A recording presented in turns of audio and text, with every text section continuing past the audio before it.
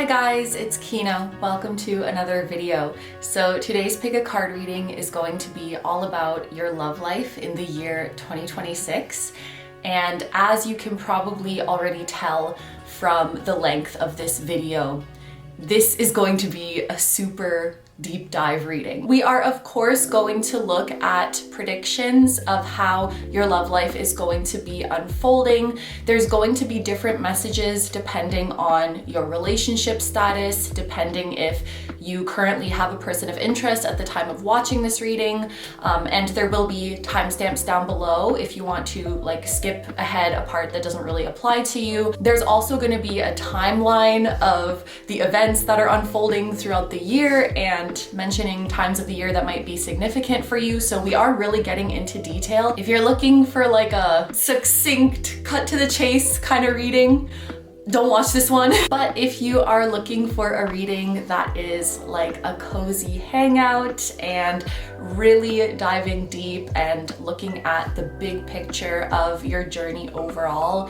and how your love life is coming into play in your journey in 2026, then perhaps this is the reading for you. This reading is going to be the last upload of 2025, so I just wanted to pop in here with my face. I just wanted to take this moment to say thank you and have a little end of year chat, give you a little update on what is going on with me. I'm just thinking about the year ahead. I'm just in the mood to yap. Thank you so much for watching my readings and spending time with me during the year of 2025. Thank you for the love that you show to myself and Miss Yumi. She's very grateful for it too.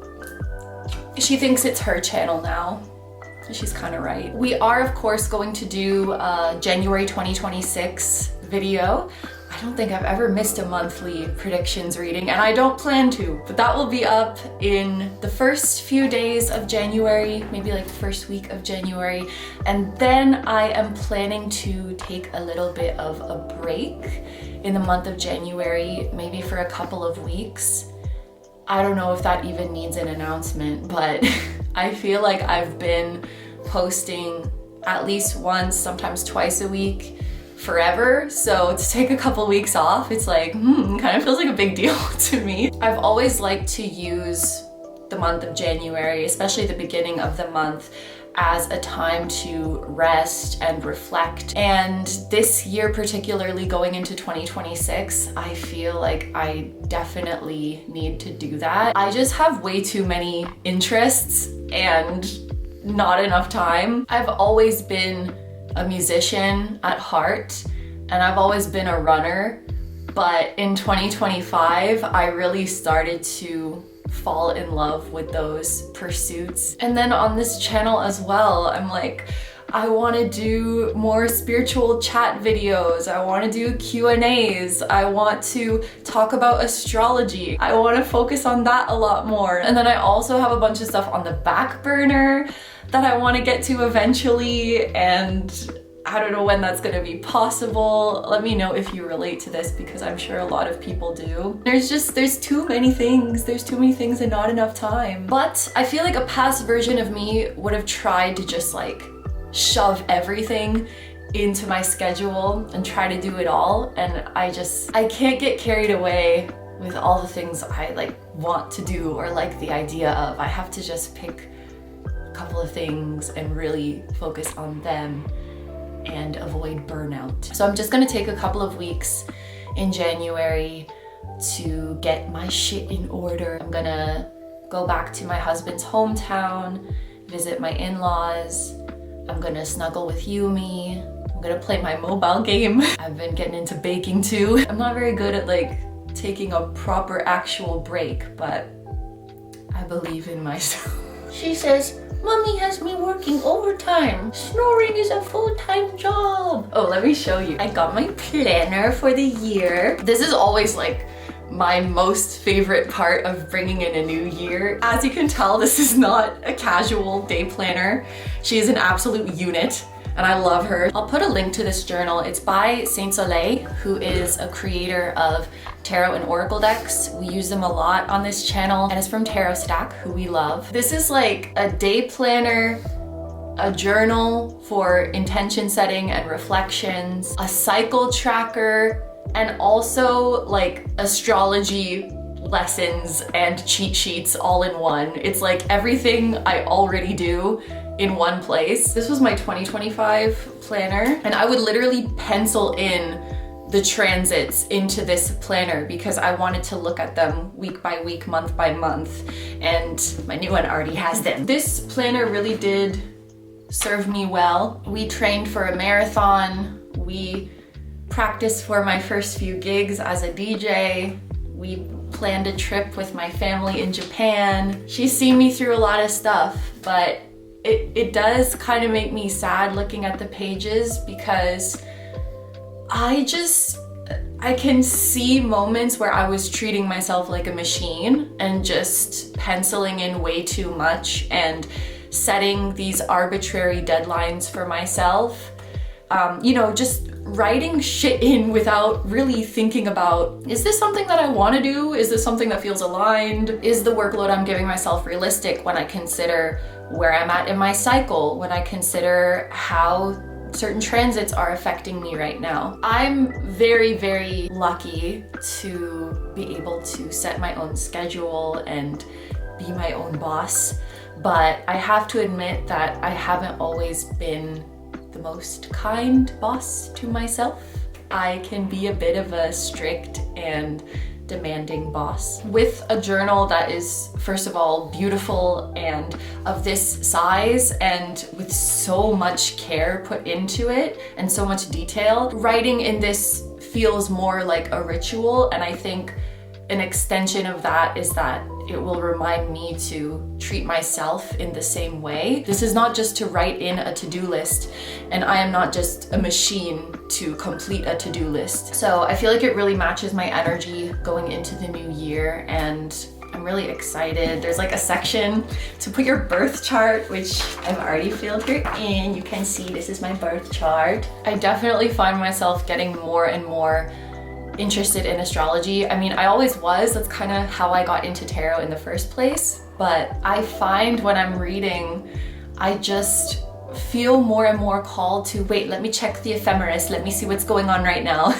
and see like if the transits are matching the energy that's coming up in the reading. And then I find myself wanting to know also, like, what are the placements of the people watching this? Because depending on their placements, this transit's gonna be affecting them in different ways. Yeah, I don't know what that looks like moving forward, if I just keep incorporating little astrology segments into my tarot readings or do like separate videos about astrology. Even in personal readings, like I only do one a month when it's time for our giveaway, but I have started to ask people if they're comfortable sharing their birth information as well, because I feel like it helps me to give a more nuanced reading or just have more context for what it is that they're going through. I can tell them not just based on the cards, but like, oh, you have, you know, there's this transit coming up, it's gonna affect you in this way. I really like it. I'm gonna incorporate it more. Anyway, I think that's enough yapping because this video is already very long. I will be back for the January predictions in a few days. Then I will be gone, and then I'm gonna be back from my break probably around mid-January. And for the first reading back, definitely we're gonna do your career in 2026. We got the general 2026 predictions. Today is love life, so we have to do career next, and I will be looking forward to that. And I hope you guys will look forward to it too. Hopefully I haven't tired you already and you're ready to go into this big boy of a reading. Thank you so much for being here. I'm sending you so much love. And now let's get on to the reading.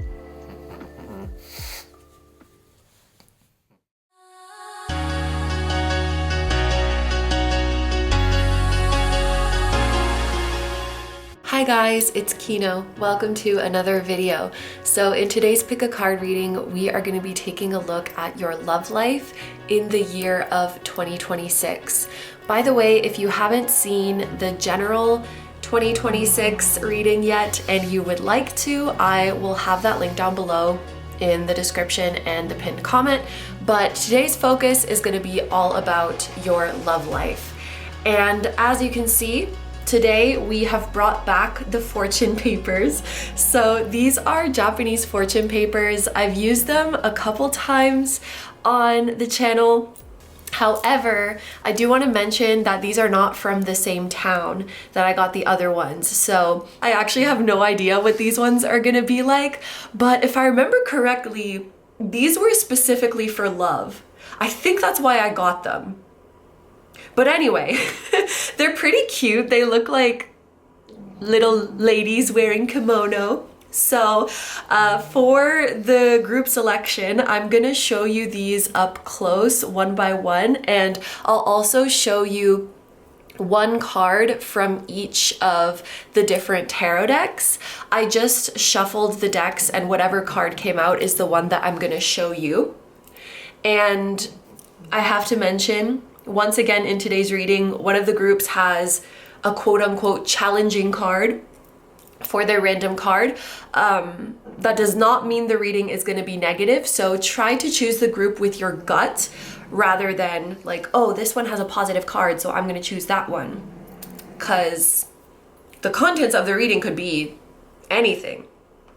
So when you're choosing your group, you could be drawn to the lady, the fortune paper. You could be drawn to this back artwork that you see here, the front artwork. There's a few different factors to help you pick. But without further ado, let's get a close-up look at each of your options. For my group number ones, your lady has a pink kimono with geometric pattern, and we're going to be using the Ethereal Visions Tarot. And your card is the Ace of Pentacles. For my group number twos, your lady is wearing a yellowish green kimono with goldfish on it. And we're going to be using the Lucid Dreams Tarot. And your card is the Ace of Cups. For my group number threes, your lady is wearing a black kimono with multicolored flowers on it. And we're going to be using Tarot Disassembled. And your card is the Three of Cups.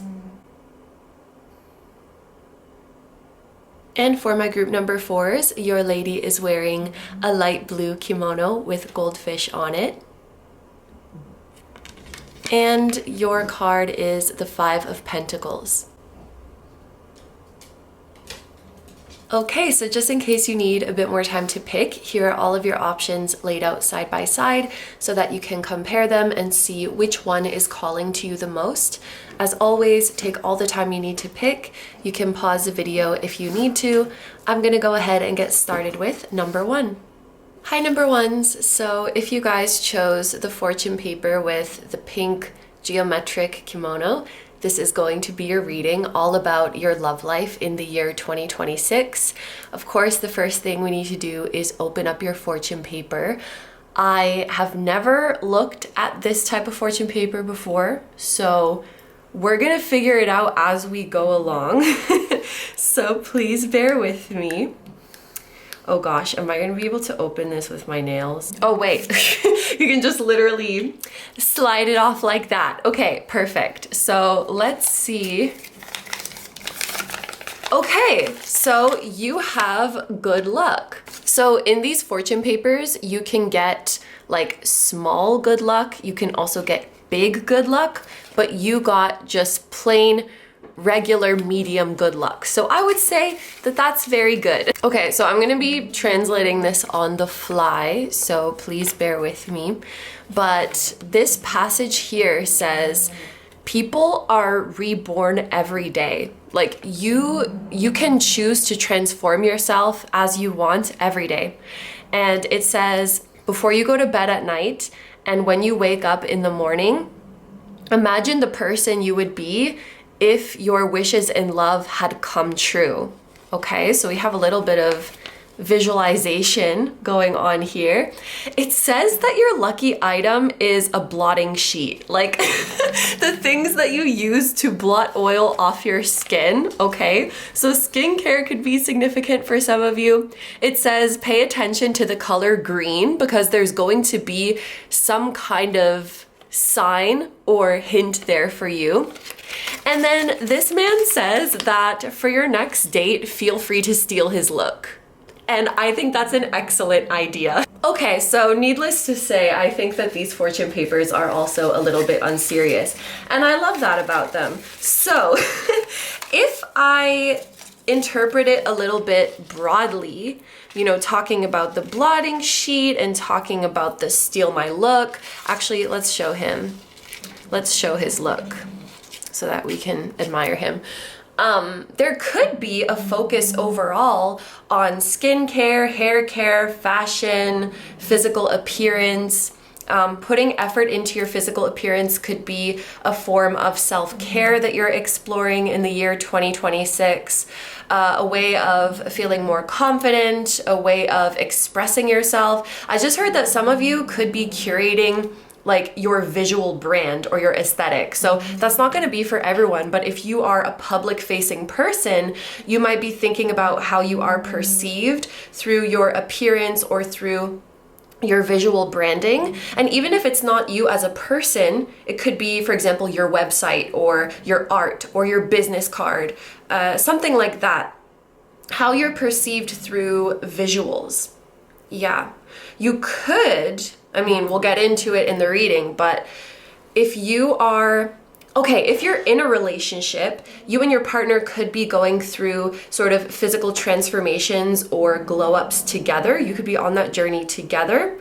If you are not in a relationship yet, you could be meeting someone who is very much your type physically, or someone who's very good looking, because I feel like there is this theme of visuals coming through. Some of you could be visual artists, or you could be clairvoyants as well. And there's also a message about the color green. So that could be a lucky color for you. It could be a color that looks good on you, a color that you want to consider including in any sort of designs or art or visuals that you are making. Some of you could have green eyes, or your person, current or future, has green eyes. And green is also the color of the heart chakra, so I feel like that's very fitting for a love life reading. But anyway, without further ado, let's get into the main part of the reading. So with these oracle cards here, we are going to see your overall theme in love for the year 2026, and we're going to get some personalized messages. So there will be a message for those of you who are single with no person of interest, who are single with a person of interest, and for those of you who are in a relationship. And there will be timestamps down below if you want to skip through any of these, but of course you're welcome to listen to all of them because there could be messages for you in all of them regardless of your relationship status. Then we are going to get into a timeline of events within your love life. So it's going to start, of course, at the beginning of 2026 and go all the way through to the end so that we can see what is unfolding for you. And then we're going to finish off the reading with messages and or advice from your guides, anything that they want to share with you. Then we are also going to have an extended reading where we will answer a yes or no question of will blank happen in 2026. The intention here was to be able to ask about a specific desired outcome in your love life, but if you want to ask about another area of your life, that is totally fine too. So we will see whether or not it's likely to happen in 2026. If we get a no answer, we will see if it's possible for you to speed things up or if maybe it's just meant to happen later on. Then we will see what specific time of the year in 2026 is going to be a blessed time for you, and we'll get some advice for you to make the most of this time. We'll also see a specific time of the year that could present challenges and some advice to overcome those. And then we're also going to look at the longer term future beyond just the year 2026. How is this story going to continue? And then we'll finish off with a message from your current person, if you have one, or your future person, if they have yet to come into your life. So we must let Queen Yumi up onto the chair. And now we can begin. Thank you very much for being here, Group 1. And let's see what your overall theme is in love for the year 2026. We are starting off with number 23, the wear and tear of time.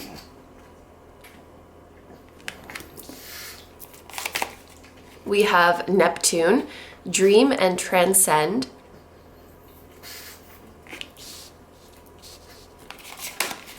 We have flirt, extend your lighthearted energy to others. And we have coconut octopus, number 23 again. Okay, lucky number perhaps. You're on the right path. Keep going through the in-betweens.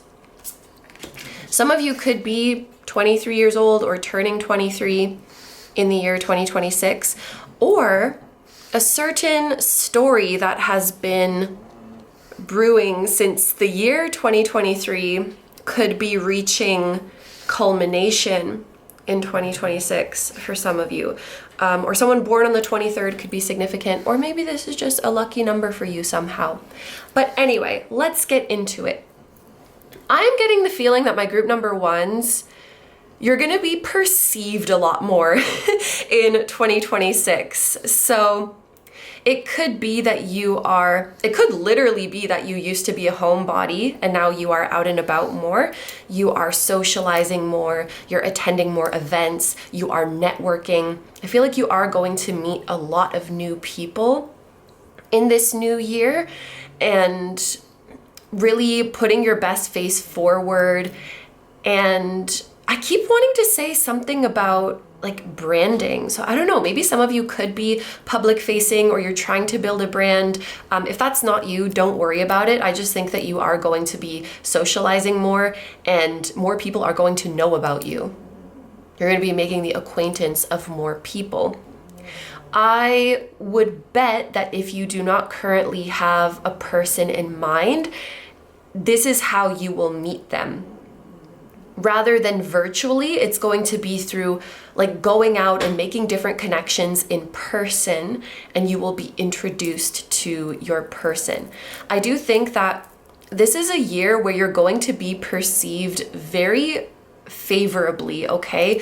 Your visibility is increasing, your reputation is increasing, your accomplishments could be gaining a lot of recognition. This is a year where somehow you are the main character, like you are being celebrated. Again, this is not going to be for all of you, but you could be rising to fame or rising to prominence in some way. It just seems like a lot of people have their eyes on you. This could also be, if I interpret it in a different way, that you are just very attractive and magnetic to people. So you could have a lot of people who are approaching you, flirting with you, who have a crush on you, who want to get to know you, even in a platonic way, a lot of people who want to be friends with you. I just feel like you're very attractive and magnetic, and there's going to be a lot of eyes on you in the year 2026. Like, this is your year and your time to shine. That's what this flirt energy is making me think. I feel like your biggest advice from your guides for 2026 is enjoy it. I don't think this is going to be a year for you of tough lessons and tough healing. I feel like you've been doing that in the past years. Maybe for some of you, things have been tough since 2023. Your guides want you to know that you're leaving that heavy energy behind. Even in your relationships, okay? Like, no more people coming into your life to teach you a lesson. No. People are bringing light energy into your life this year. And thank God for that. Thank Spirit for that. Okay, let's talk about Neptune. This is very interesting because Neptune is going to be changing signs in the year 2026, which I think only happens every 14 years. On January 26, Neptune is going to be entering the sign of Aries. And what I want to say is, any crushes, any dreams, any longings that you've had, if you get to the end of January and you still have them, they're probably here to stay. I don't know. I just feel like saying that. I feel like this is a message for those of you who have been like dreaming about manifesting something for a long time, whether that's a person, an opportunity, an experience.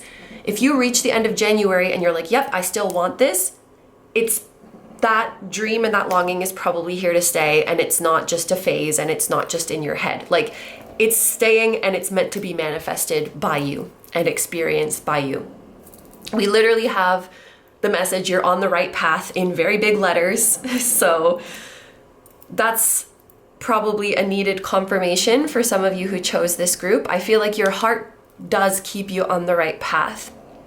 Now, we do have this message of the wear and tear of time. So I feel like this is a period where you're going to see if a dream or a longing of yours can stand the test of time. Now, judging from the overall energy of this spread, I think that it is going to stand the test of time. But it's like you're receiving some kind of confirmation in 2026, especially at the start of the year, that something was not just a phase, that something is meant to last and it's meant to be manifested by you.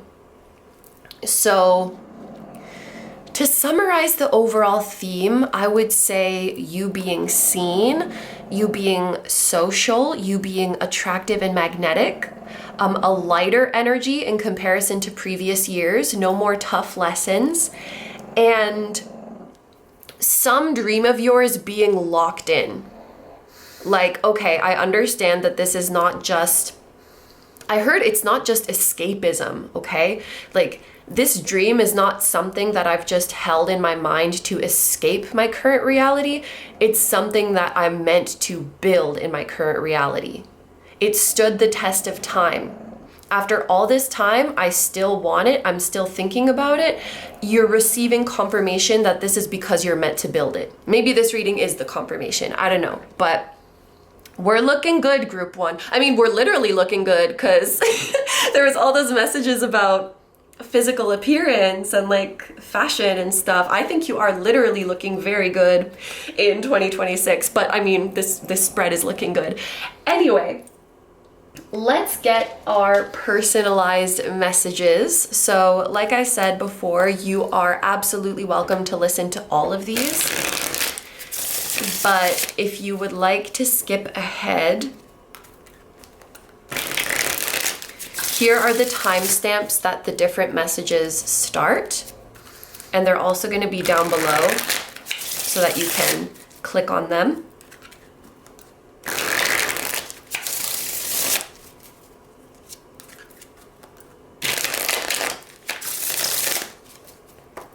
Okay.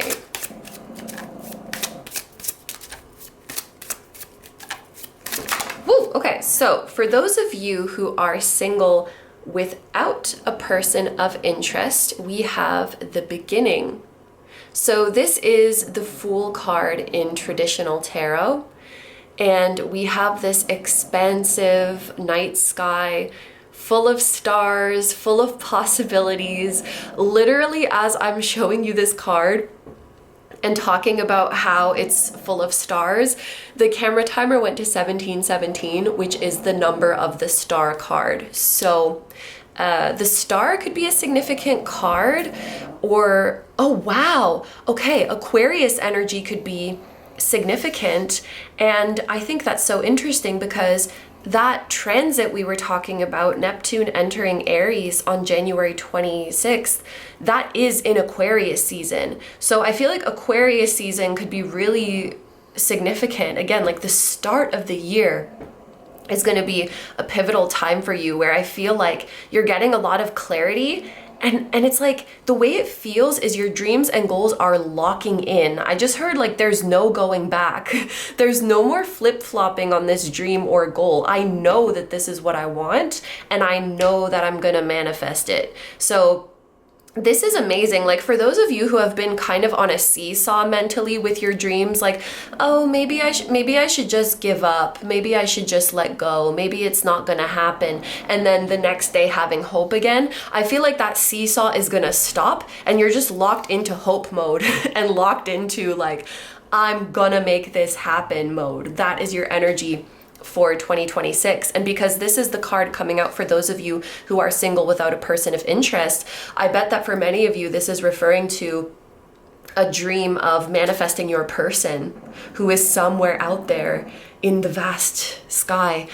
I'm thinking of that Coldplay song, what is it? In the sky full of stars, I think it's you. You know that one. That song just came to my mind. And just the other day, I posted a collective reading and Coldplay was coming up in that reading too. So they just seem to be relevant here in the collective, or maybe just in KINO's brain right now. But yeah, what was I saying? The star card could be significant. Definitely pay attention to it if it's popping up in your readings. That seems really fitting. We've been talking about themes of you becoming more seen, gaining more recognition. I literally feel like you are a star, group one. You are rising to prominence in some way or becoming more well known. And maybe this is how you're going to find your person, like how you're going to become visible to them. This is a really exciting reading. Also, the Fool is kind of oblivious. So I feel like you are going to just bump into your person when you are not even trying, when you are not even thinking about them. And also, I feel like your person is going to immediately have a crush on you and they're going to be like flirting with you and trying to drop hints. I'm thinking of that Kim Kardashian meme that's like, I like dropping hints that I'm single, and then it's her saying I'm single. I think that's what it is. But I see you unexpectedly bumping into your person and they are really trying to drop hints that they're into you, and you could be kind of oblivious to it. Like you're not registering it. There's also a feeling of you being a bit distracted the first time you meet them. So something is not really registering. Maybe it's like you're at a party and you're talking to a lot of people, or there's a lot of people coming up to you at the same time. You don't fully register what they said, or there's some kind of noise or distractions around you. And I'm sort of getting the sense that your first encounter with your person could be kind of rushed. You only really exchange a few words, but that's enough to make you into each other. I think that the timing of you meeting your person will probably coincide with some leap of faith that you have taken, which probably has to do with you locking into a dream and saying like, I'm gonna go for it. I know that this is what I want, no more back and forth, I'm gonna make it happen, and taking a leap of faith for it. And it's around that time that your person is going to come in. Oh my gosh, this is such an exciting energy. Okay, so let's look at a message for those of you who are single and you do currently have a person of interest.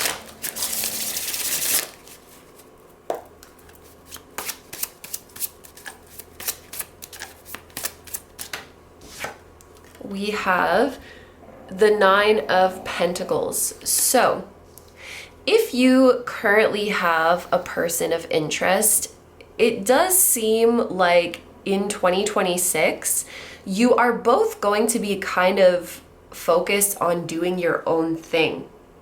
But I want to be very clear that I genuinely don't feel any disappointment or hard feelings with this. So you may not be in contact with or see your person of interest as much as you would like to, but I don't really feel like this is going to be shaking your confidence or shaking your self-worth at all. Because first of all, Nine of Pentacles is very like independent bad bitch energy is what I just heard. Well, honestly, I feel like that is your energy.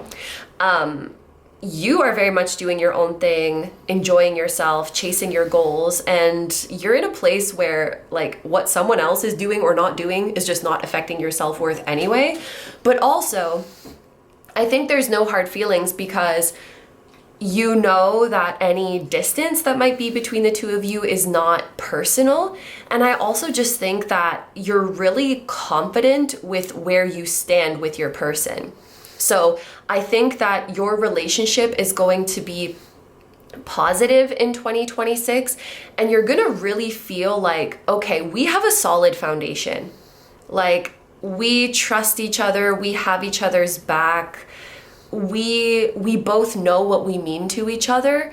So, you know, times of distance or times of not being in as much contact can't shake our confidence in the connection. This is how I'm perceiving it. And in fact, I feel like the reason that you may not be in contact as much as before is because both of you are doing really amazing and exciting things. I feel like both you and your person are going to be going through career advancements and reaching at least one, but maybe several of your long-term goals.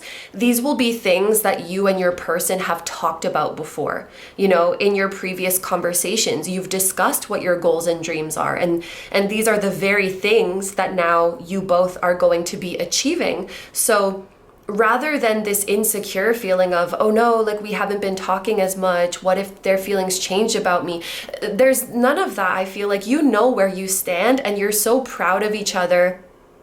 You're so happy to see each other going out and achieving these goals that you had been talking about all this time. So it may not be a year of like super big leaps and bounds and progress with them. It could be more a year where you are admiring each other from afar and like, you know, maintaining the foundation. But I feel like both of you are quite happy about where you stand with each other and you're chilling. Like, look at this Nine of Pentacles person. She's not worried at all. Okay, I just wanted to check something because the Nine of Pentacles, the astrological association is Venus in Virgo. So I just wanted to see when that's happening in 2026. So I have my ephemeris open here and it looks like Venus will be in Virgo from July 10th to August 7th. So that window of time could be significant for some of you. Okay, and finally, let's get a message for those of you who are already in a relationship.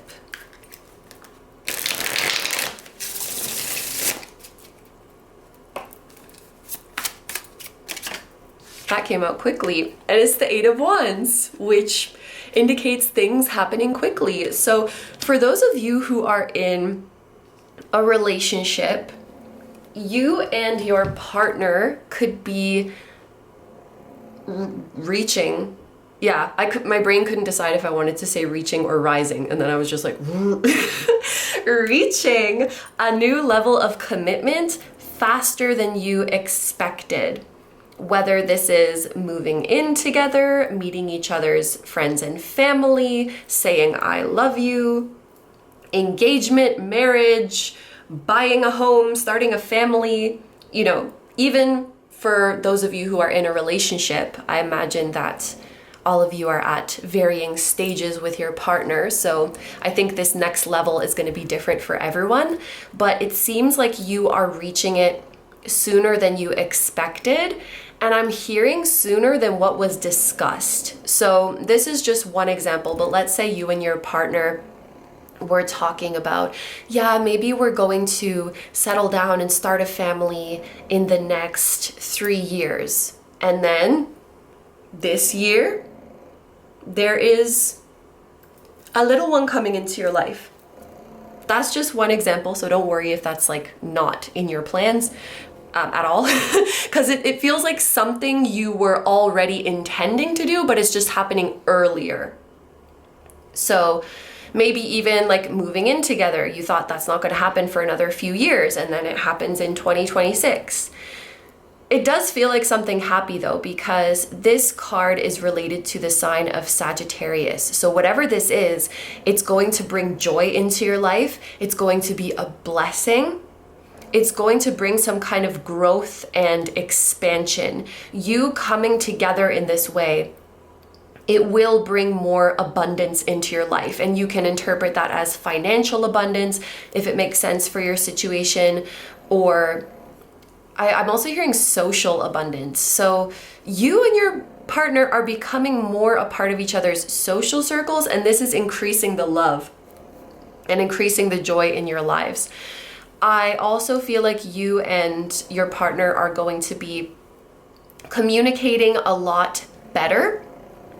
You are able to talk through any issues or conflicts while still maintaining a lighthearted energy. And that's not to say that you can't talk about heavy things, but I think when I say lighthearted, it means that no matter how difficult the topic is, both of you still feel safe. Like you don't feel so squashed under the weight of the topic or the weight of the issue that you feel like you can't express yourself or it's going to be too hard to resolve this. Like no matter what's happening, there's this underlying optimism that we can talk this through and we can figure this out together.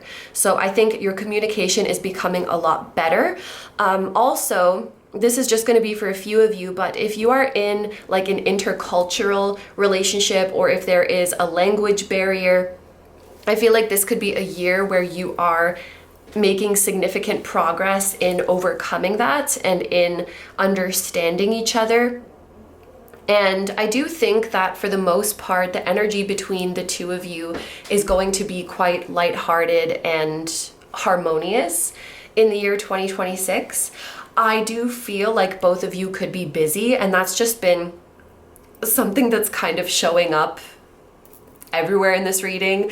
Not busy in a swamped way, but in a like I'm going, I'm active, I'm out and about, you know, like it's in a fun way. Like my life is eventful and there's a lot going on, but my schedule is full. So it will be important to be mindful of like keeping in touch. I know sometimes like I'll be thinking like, oh yeah, I just like texted my husband a few minutes ago, and then it's like already the end of the day. And I'm like, what? Like where the time just escapes me. So it may be that kind of vibe where like we're busy, the time is going by really quickly, and we just need to be mindful of remembering to check in with each other, remembering to send those like, how is your day going? Good morning, good night, I love you, like whatever, checking in with each other. And I also heard something like a little word of support will go a long way. So even just remembering, like if you know your partner has an important meeting that day and you're like, good luck today, like even just little quick things like that that take a few seconds to send, those can make a huge difference in your relationship. So I think that themes for you and your partner are improved communication, merging your social circles and that bringing more love and joy into your life, and also a new level of commitment that's maybe happening sooner than you thought. Yes, and we have to check. Your card astrologically is related to Mercury in Sag, and that is going to be happening towards the very end of the year. So between December 7th and December 26th, of 2026. That's when Mercury will be in Sag, and that could be a significant time for you. Okay, so this concludes the personalized messages. Now, let's get into your timeline of events with the deck that you chose, which is the Ethereal Visions Tarot.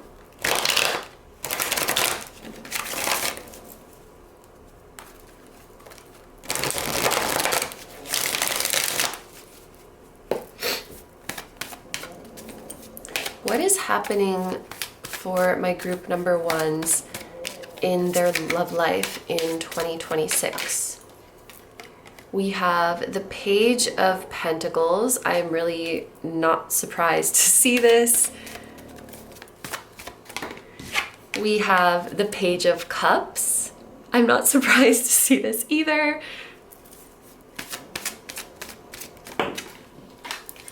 The Ace of Pentacles. This was the card that came up in your in the intro, like when you were choosing your group. You guys had the Ace of Pentacles. That's interesting.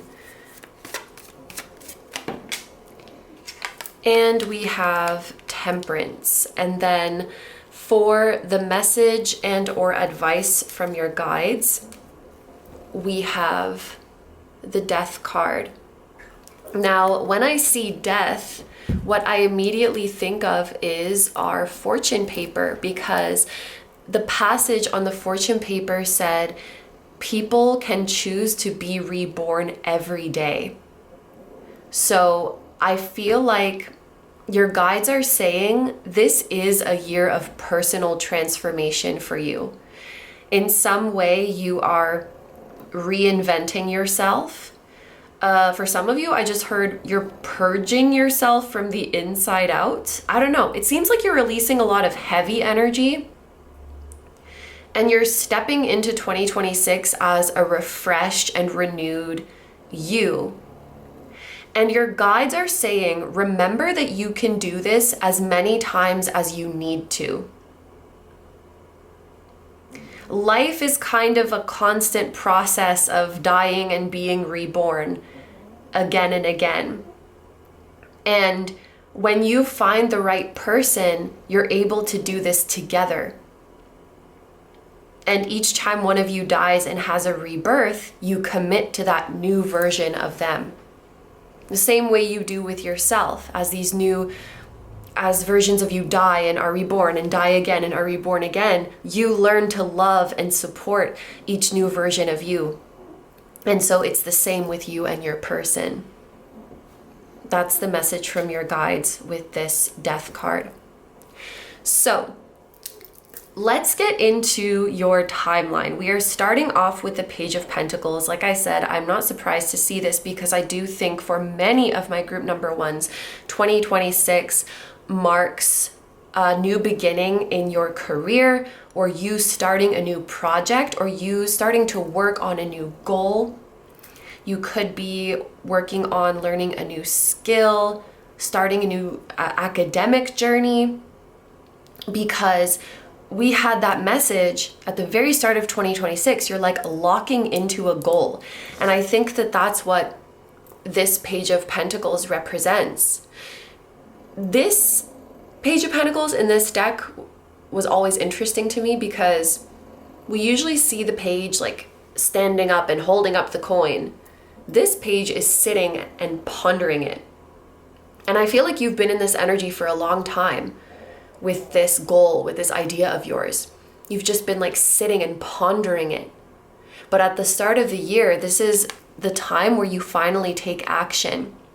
And I think that many of you are starting a new era in your career, in your business, in your studies. It could also be in your creative journey, in your personal development. And I think this is something that you're going to be quite locked in and focused on in the year 2026. And then I feel like this Page of Cups is your person. So your current person, or the person who's like about to enter your life this year, they're trying to make you this offer and you're not really noticing because you're so focused on your pentacle. So There's a couple different ways I can interpret this. If you listened to this message of like you're single without a person of interest, we talked about how you could be like kind of distracted or clueless. Like your person's trying to flirt with you and you're not even noticing because you're distracted by something else. So I kind of see that energy here. If you do have a person, I feel like this is kind of a heads up. Like, yes, it's important for you to be locked in and focused on what you're doing, but don't get so sucked into it that you are oblivious to the moments where your person is trying to connect with you. So, like, this is your person of interest or your partner who's trying to connect with you. Maybe they're trying to flirt. Maybe they're just trying to have like a moment of intimacy with you. Like emotional, well, could be physical as well. Like they're trying to extend themselves in that way. They just want your attention. They want your presence and they're extending this offer. And sometimes you just might be so consumed in what you're doing that you don't notice that. A visual is coming to my mind of a couple and one person comes home and they're like, hi, I'm home. And the other person is just like sucked into their laptop, like they're ferociously working on something. So energetically, that's kind of what this feels like. You know, it's good to be focused on what you're doing, but not to the extent that you don't notice someone's attempts to connect with you. I wonder, some of you may even be like focused on this because you were trying not to focus too much on love, but now maybe like the imbalance is happening in the other way. That's just for some of you, but yeah, there's someone, your person, your partner, who is trying to make an offer to you. They want to start something new with you. They want to take something to the next level. And they can, okay, you may be thinking that this person or this love will be a distraction to what you're trying to do, but it will actually support you. You may need to unlearn an idea that the more time I spend on a goal, the better. The higher percentage I spend, the better. The more I do, that ensures that it's going to come true. When in fact, overdoing it can often be counterproductive. So it is important to have a balance, and your person of interest or your partner brings you just that. They bring balance into your life. They bring softness into your life. They remind you to be present. They remind you to enjoy the small moments. They remind you to be kind to yourself. And that kind of energy is needed. Like, you inherently are deserving of that energy. And also, ironically, it supports you in your goals. Pouring all of your energy into your goal and getting tunnel vision on it is often not the best way to support your goal. It needs more balanced and holistic support. And having this love and emotional fulfillment in your life, I feel like is a really beautiful ingredient, I want to say, in your life. I don't know why I want to use that word, but love is not a distraction. That's the main point I want to make and the main advice from your guides. Love is not a distraction. It's here to support you. And if not for love, like, what is it all for? I'm also hearing that. So let the love into your life. And with temperance here, I feel like you'll find your balance. A big theme for you this year as well could be finding the perfect work-life balance.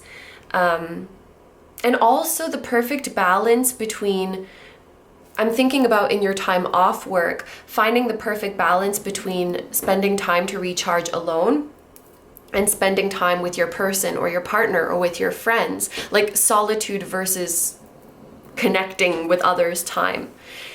And this is a timeline, so with Temperance showing up at the end, it could be for my group number ones that striking this balance might really take the whole year, because it's going to take patience to like change your mindset, change your habits.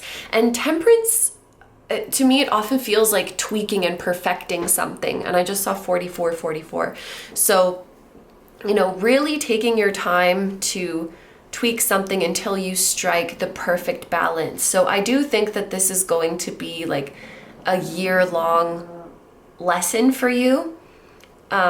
Probably towards the second half of the year is when you'll start to feel like, okay, I can let this love into my life more. I can let it take up more of my thoughts and I can rely on it more. Some of you may be afraid to rely on this love, or I also heard like using this love as fuel, which you can do. Like you can be fueled by love, you can be motivated by love, and I wonder if, or like motivated by your person, and I wonder if some of you are kind of wary of that, or like them being a muse of some kind, or them inspiring you. Like I feel like if you let that love into your life, it's only gonna bring good and supportive things to your goals.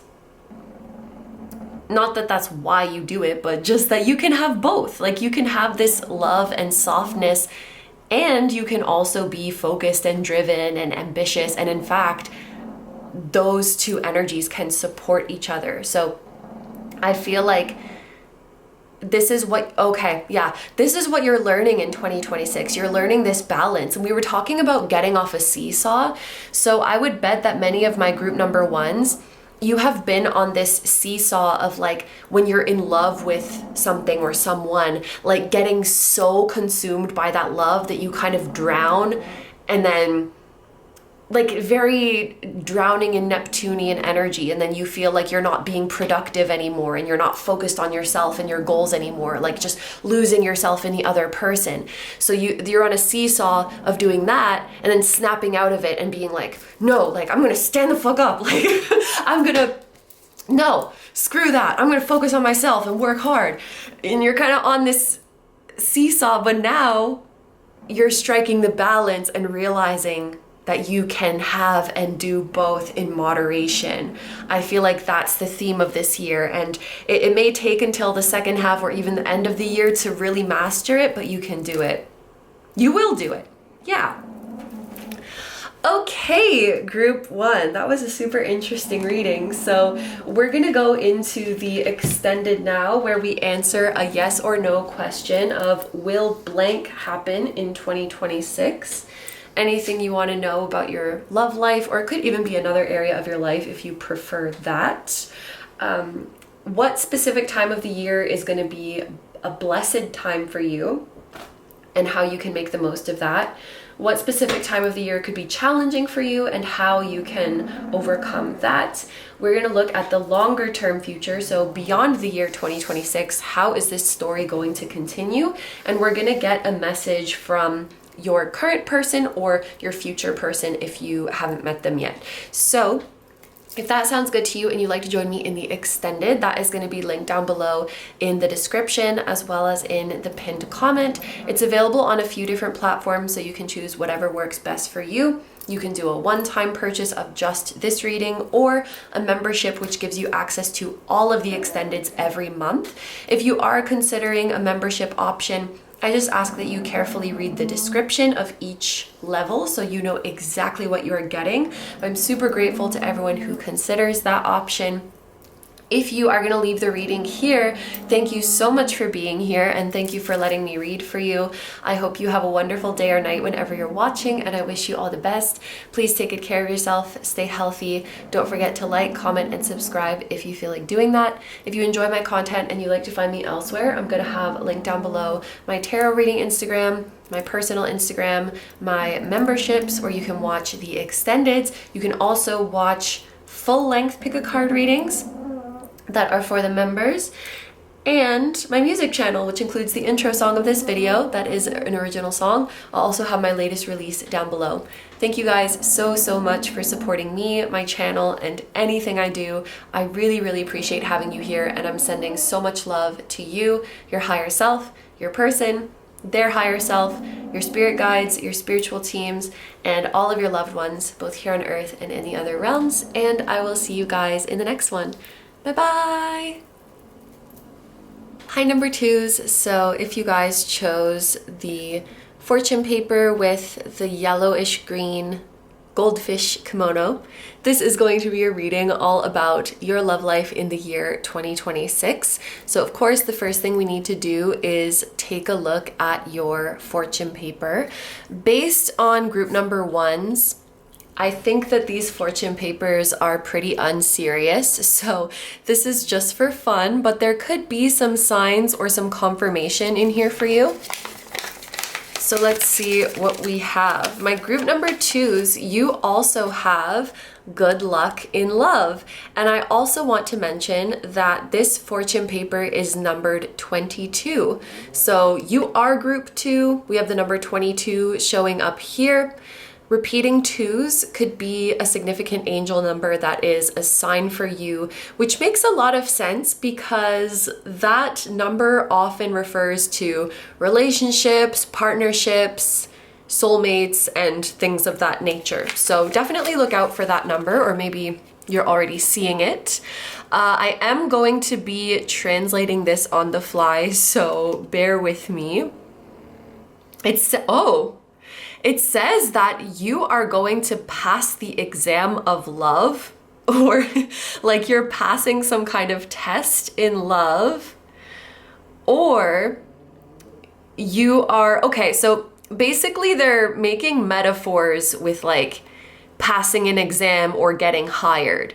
It's like you passed the test, you got hired at the big company in love, and then it says, I envy you. So you're getting some blessing in love that anyone would wish for, that anyone would be lucky to have.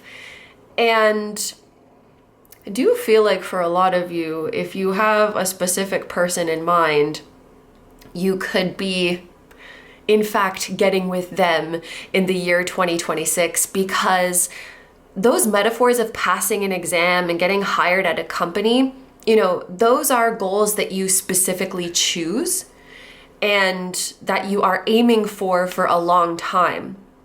You know, it's, and actually, if I take it literally, another blessing coming to you in 2026 could be getting accepted at your desired school or getting hired at your desired company. Your lucky item is a taxi.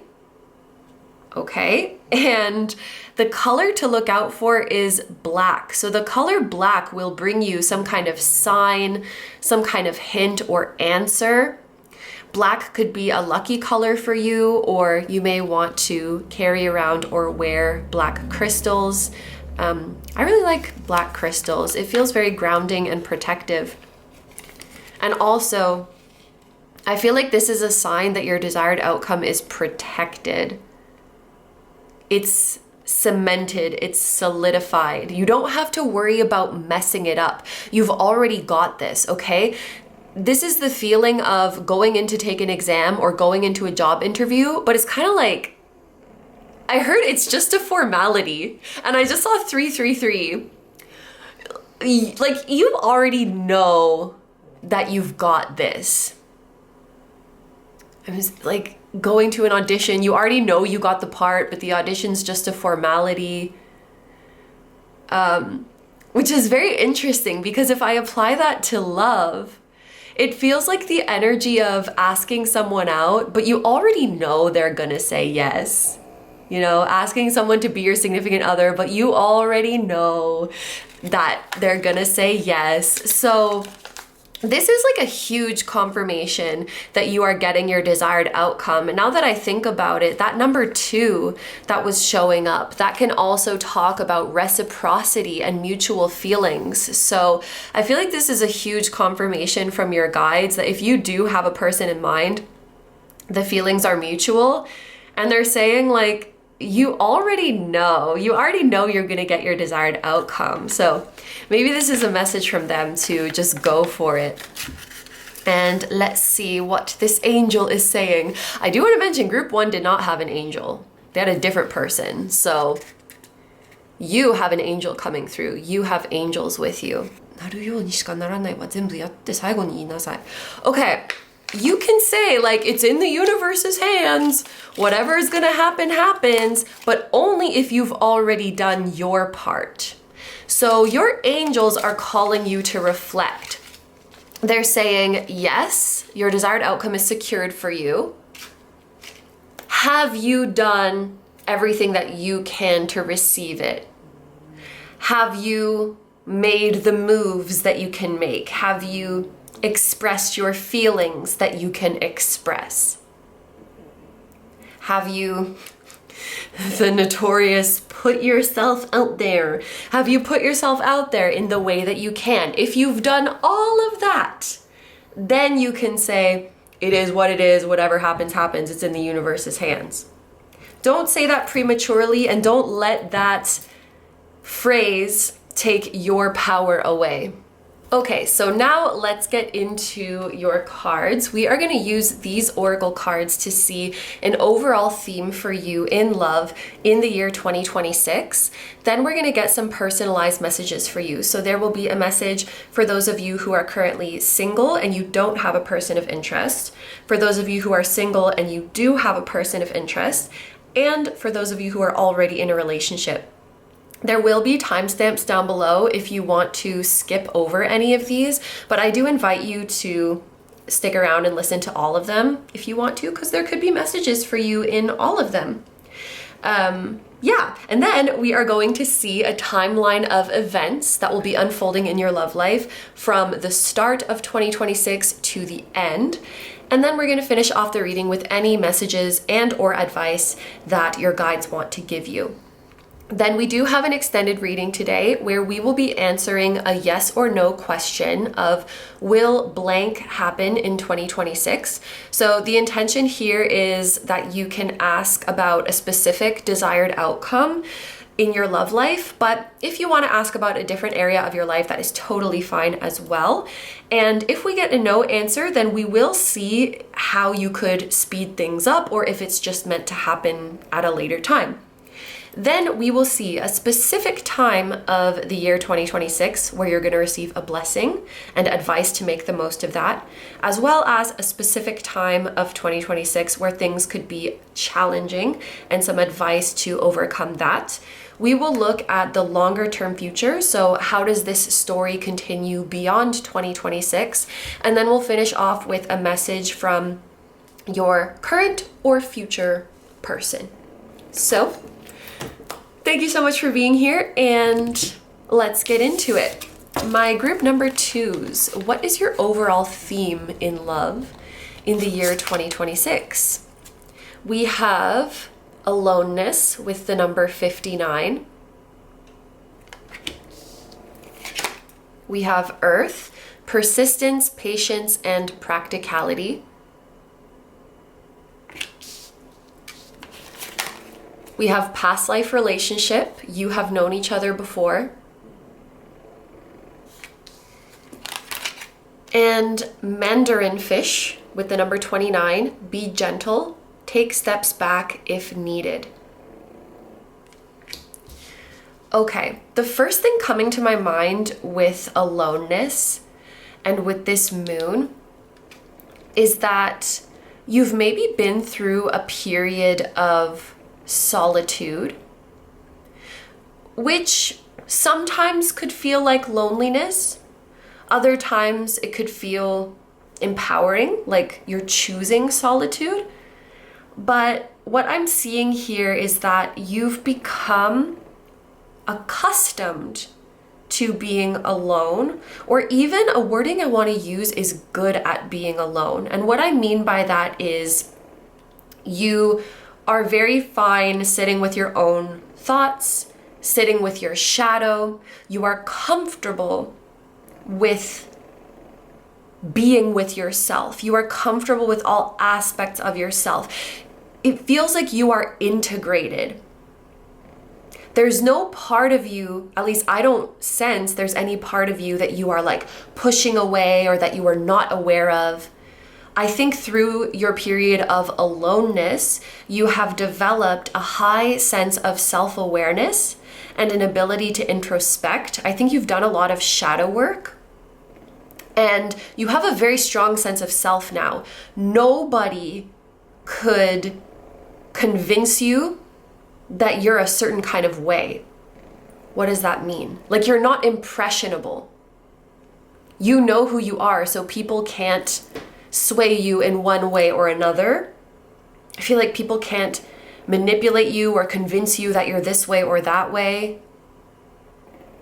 People can't tell you this is your strength, this is your weakness. Like you know. You won't fall for someone else's projections onto you. And you've developed a very strong intuition during this period of aloneness. And of course, a very strong independence. You can take care of yourself. So when a partner comes along, you are very much coming into union with them out of choice rather than a feeling of necessity or rather than out of fear. A theme for you in 2026, and this was kind of coming up for group 1 as well, is sort of moving out of independence and maybe learning how to open up and learning how to rely on someone. Because I do see that you're very self-sufficient and independent, but that doesn't mean you have to be all the time. You can rely on someone else. You can lean on someone else. Now, it's very interesting that we have past life relationship here. You have known each other before. That's a pretty straightforward message. For those of you who do have a specific person and you've been feeling like there's something special about them on a soul level, I definitely feel like this is a confirmation of that. And for those of you who don't currently have a specific person in your life, it's very likely that the person who is about to enter your life is someone whom your soul has met before, and you will likely recognize them pretty early on because of this odd sense of familiarity, and especially because your intuition is so heightened right now and has been for a while. I do think when your person comes into your life, you will recognize them, and it's something that you feel on almost in a sixth sense kind of way. Like you may even get a weird deja vu feeling. I know that I have met you before. I know that you're going to be someone special in my life, even if I can't logically explain why. Looking at this moon, she's only showing half of her face. And I'm hearing, it's like you are certain, but you are still guarded.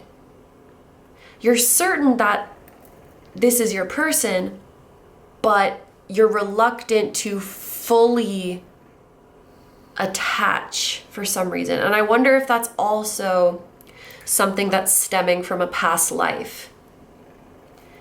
Maybe you're feeling like you want to take it slow. You want to warm up to them. Not like, oh, you're my past life partner and completely attach.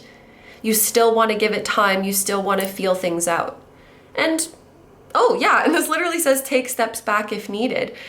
I don't necessarily think there's anything wrong with that. With, like just because you know someone from a past life, it doesn't automatically mean that everything's gonna be like intense love at first sight and I can't stay away from you and everything is sunshine and rainbows. So sit with that certainty, but also know that it's okay to take your time and it's okay to be careful.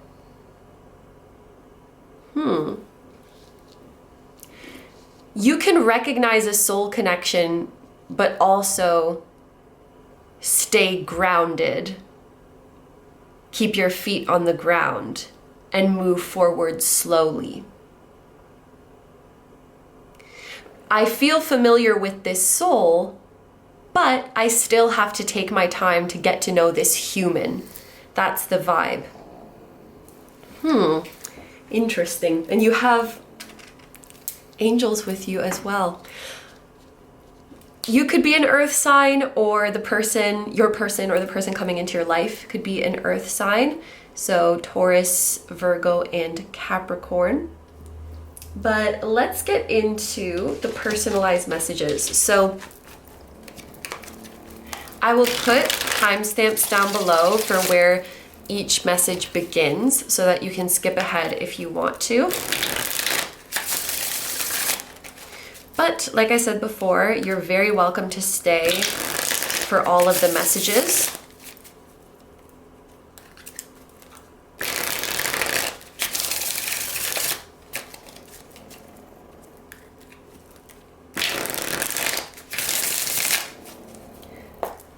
Let's start with a message for those of you who are single without a person of interest.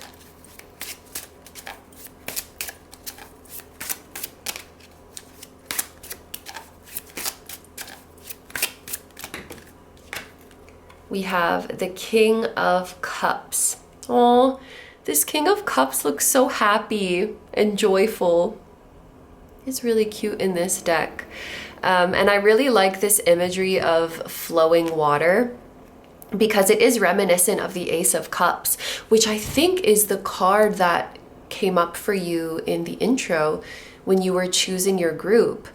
I think what I love the most about this joyful looking King of Cups is that the kings are sort of the most highly evolved and mature of the court cards, but this looks like childlike joy. So I think that you've been through, honestly, your energy is very badass group too, because it's like you've been through, I think, quite a long period. It could even be a period of several years of intense spiritual growth. I just heard condensed spiritual growth. So you've maybe been through in the past couple of years what a lot of souls choose. Wait, let me start that sentence over.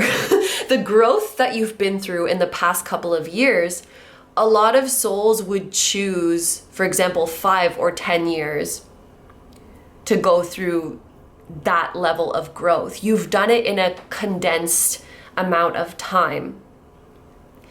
And I think you have done a lot of shadow work, and you've learned how to sit with a lot of discomfort.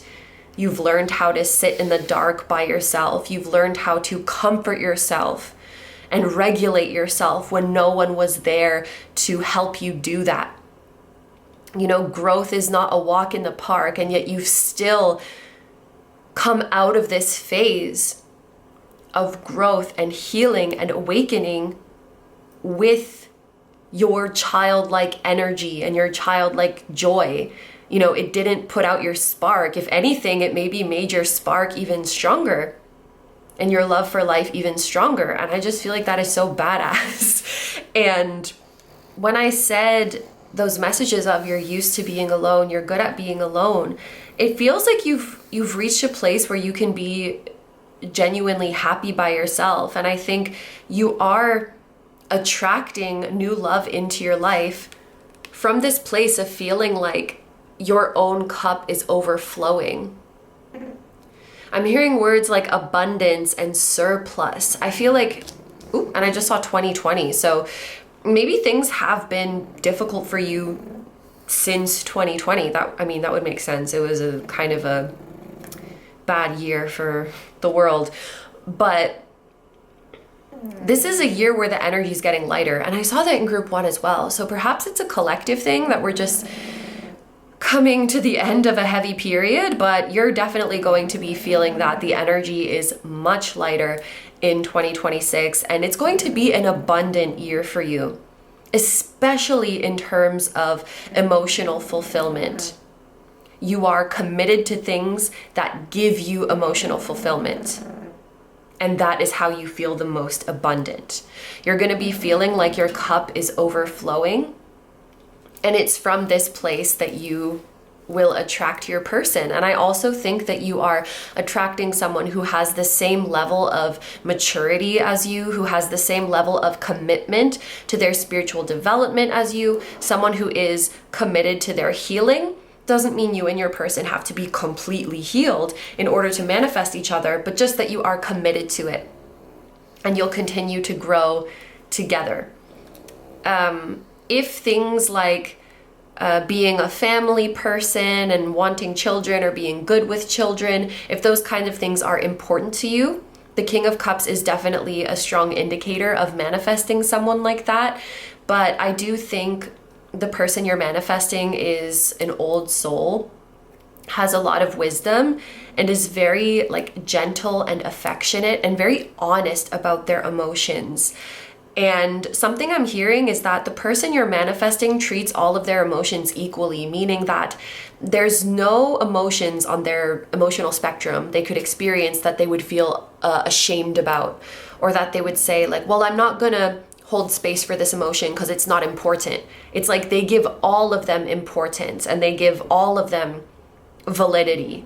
You know, if I'm happy, that's valid. If I'm upset, that's valid. I think they're a highly spiritual person, but they don't subscribe to this idea that certain emotions are low vibrational and high vibrational, and like you're somehow a better person if you're happy all the time and you're going to manifest better things if you're happy all the time. I feel like they don't subscribe to that and just subscribe to being authentic, and in the relationship with you will also honor and validate all of your emotions the same way you do for yourselves individually. So the person you're manifesting, it's just going to be like a completely emotionally honest and supportive relationship. You could both be quite sensitive people. I feel like you're both deeply tuned in, and this recognition of a past life relationship will probably be mutual. We were talking about reciprocity and mutual feelings with those repeating twos. So yeah, I think the recognition is going to be mutual. So let's see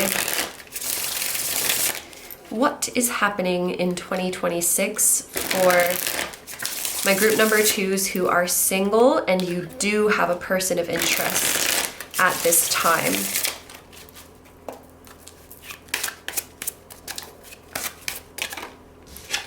We have the Page of Wands. So you and your person of interest are having a bit of a new beginning, new era energy in your connection with each other. It does feel like some kind of new life is being breathed into the connection, because the Page of Wands has energy like inspiration, fun, passion, spontaneity, a spark, an adventure, playfulness, you know, it's that kind of vibe. So you could be, well, some of you could be literally going on an adventure with your person. You could be going out more with them, going to new places. You could be going on a trip, traveling with them. You could be bonding over a shared hobby or a shared passion or interest that is bringing you closer together. You could be really enjoying your physical relationship with each other. That is also something that the Page of Wands can indicate. Something that's coming through is that if there have been any feelings of shyness, awkwardness, or embarrassed energy, that is completely going away. So you never have to feel like uptight when you're around your person. You never have to feel like you're tense, you're sweating, you're blushing. What are they thinking? Are we good? No, you're just completely loose and completely relaxed and completely flowing with them. So the energy feels much more warm and inviting and comfortable. Maybe you start to crack more jokes around each other. You start to be more humorous and silly and playful with each other. And there's very, very good vibes. No more like tense vibes or nervous vibes. And I was also gonna say, if you have been in a connection that's kind of stagnant, like you have a person of interest, but you haven't really spoken to them in a while, you haven't really seen them, feels like it hasn't really been going anywhere for a long time, like dormant. Your connection is like a dormant volcano, and there's going to be an eruption in 2026. Like in some way, your connection is being brought back to life. So for some of you, that's going to mean a stagnant connection is finally moving again, or a connection that you felt a bit nervous in it or a bit tense in it, you're finally warming up to each other and just feeling completely comfortable together. And I think you and your person are going to make some really, really fun memories together in 2026. And yeah, it definitely seems like you have physical compatibility and humor compatibility. Like you have the same sense of humor, and you probably have some kind of shared hobby or shared passion or shared interest. Maybe you already know that, but it could be revealing itself in the year 2026 as well. And I feel like that's something that could make your bond a lot stronger. I actually said this for the previous group as well, but I think your inner child will feel a lot more safe to come out and play within this connection, and you'll feel more connected to your inner child and experiencing childlike joy through this connection in 2026. I also feel like you and your person, like for some of you, your person's maybe been kind of stressed for the past year, and they haven't really been themselves. Like they've had really heavy burden on them. And when that burden is lifted, which it will be, then you're going to start to see that like funny ray of sunshine that you always knew. Like they are themselves again because a burden is lifted. A stressful situation in their life is over, and they can come hang out and have fun and be carefree with you again.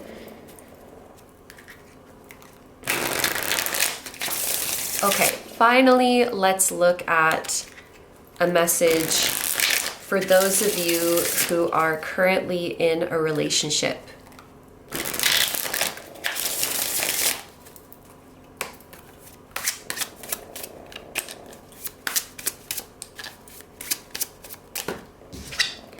We have the Three of Cups. Beautiful. All of these have had a lighthearted and playful energy to them, which I really appreciate. And I'm really wondering if this is a collective thing. Please do let me know if you're feeling this too. Like heavy energy is getting lighter, because I feel like that's a theme that's been coming up quite a bit in readings recently, especially as we move into this new year. I mean, I love that for us. Definitely claim it, and I hope you're claiming it too. But yeah, the Three of Cups is a beautiful celebratory energy. Now, if you're already in a relationship, this could be the year that you are getting engaged or getting married if you aren't already, because the Three of Cups does give a vibe of friends and loved ones coming together to celebrate something. So I do think that you and your partner are going to be reaching a milestone that your loved ones are very happy about. I'm getting the feeling you will be announcing something to them, and everyone is super happy for you. I feel like you and your partner could be quite social together in 2026, like you're attending a lot of social events together and getting better acquainted with the people in each other's lives. So, for example, like next month, my husband's having I don't remember. It's either high school or university reunion, and I'm gonna go with him, and he's gonna be like, I got married, this is my wife, and I'm gonna meet his old friends, you know, it's giving that kind of vibe. So I feel like in 2026, there could be a lot of, you know, like, oh, you should come to my work Christmas party, or oh, my friend's getting married, you should come to the wedding with me, or my family's having Thanksgiving dinner, come with me. So, you know, you're going to the commitments of their family and friends, and they're going to the commitments of your family and friends. And this is strengthening your bond, and more people are getting to know you as a unit, you know? It's solidifying your level of commitment to each other. And with the Three of Cups being, it does have a joyful energy to it. So I think that you're really going to like their friends, family, loved ones, and vice versa. If you have had any sort of conflict or tension between your friend groups or family, that could be something that is easing in 2026. Either that, or you won't have to deal with the people who cause conflict and tension, because I do see just good vibes and stress-free times. With that being said, I feel like both you and your partner will have to make sure that you're carving out time to spend just the two of you, and also carving out time to spend alone if that's something that you need to recharge. And just make sure that you're checking in on your own social battery and checking in on each other's social battery, because I just feel like there's going to be a lot of social events and stuff going on, and like you being each other's +1 to various things. That's just a vibe that is coming through. And I do feel like your union is coming into the awareness of more people. Maybe some of you are becoming official. There is that message of you announcing something. Maybe this is you making your relationship official, so everybody knows about it, the extended family knows about it, and I can see people talking about you like, oh, don't they make such a nice couple? Oh, I'm so happy my child found someone. You know, it's giving that kind of vibe. There's this kind of positive talk around you. And so I think that 2026 is going to be a fun and fulfilling year. If you and or your partner are more on the introverted side, there could be some points in the year where you're feeling kind of socially burnt out. So I also think that self-care and checking in on each other is really important, and also kind of reading each other. Because there is Cancer energy in this Three of Cups card, this kind of intuitive tuning into my partner's needs, even if they didn't say it. So, you know, for example, your partner might say, oh no, I'm totally fine. Like we can go out, we can go to this thing. And you're kind of reading their energy, and they're like, no, you're like, no, they're tired. Like, it's okay. We don't have to go. We can stay home. It is okay to just be alone together sometimes. You can just do things alone sometimes, or do things low key sometimes. That there will be a little bit more effort needed in 2026 to make alone time a priority, I think. It could just be like just randomly, like all of your friends are getting married this year or something, or I don't know why. I just feel like there's a lot of events to attend. Anyway, I do want to check this Three of Cups. It's related to Mercury in Cancer, so I just want to check when that is going to be. So in 2026, Mercury will be in Cancer from June 2nd, and then it's actually going to go retrograde at the end of June.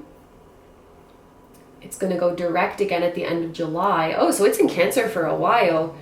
And then finally on August 10th, it will enter Leo. So what did I say? June 2nd to August 10th? That's long. That's like a 2-month period. That period could be significant. Summer if you're in the northern hemisphere, winter if you're in the southern hemisphere. Did I say that right? Summer for the north and winter for the south. Yeah. That could be a significant time for you and your partner. But anyway, this concludes the personalized messages. So we're going to get into the deck that you chose. And we are going to pull a timeline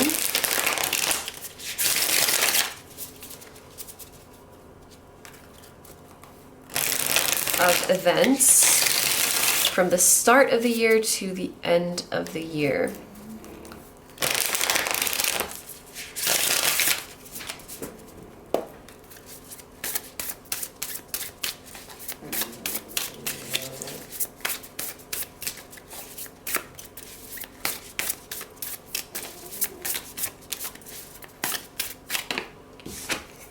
Okay, we have the Eight of Wands.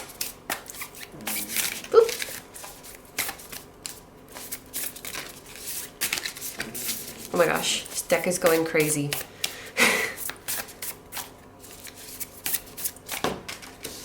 We have the Queen of Pentacles, love to see it. We have the King of Cups. That came out before. That was the card for my single with no person of interest group.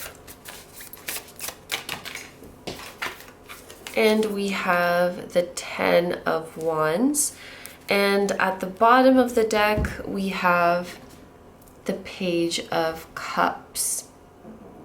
This is the advice from your spirit guides.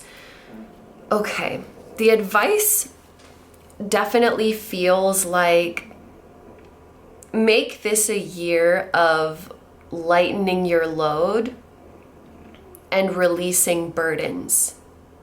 This is a hard energy, okay? So, first of all, I definitely think that this message could go beyond just your love life. So this advice from your guides, I think, is overall life advice. We were talking about how you've become used to being alone, you're good at being alone. So I think you're the type of person who you can handle a lot on your own. You can get shit done on your own. This is a superpower that you have. And a lesson for you this year is I don't have to be operating at my max capacity all the time. Just because I can handle heavy burdens, it doesn't mean I have to be carrying heavy burdens all the time.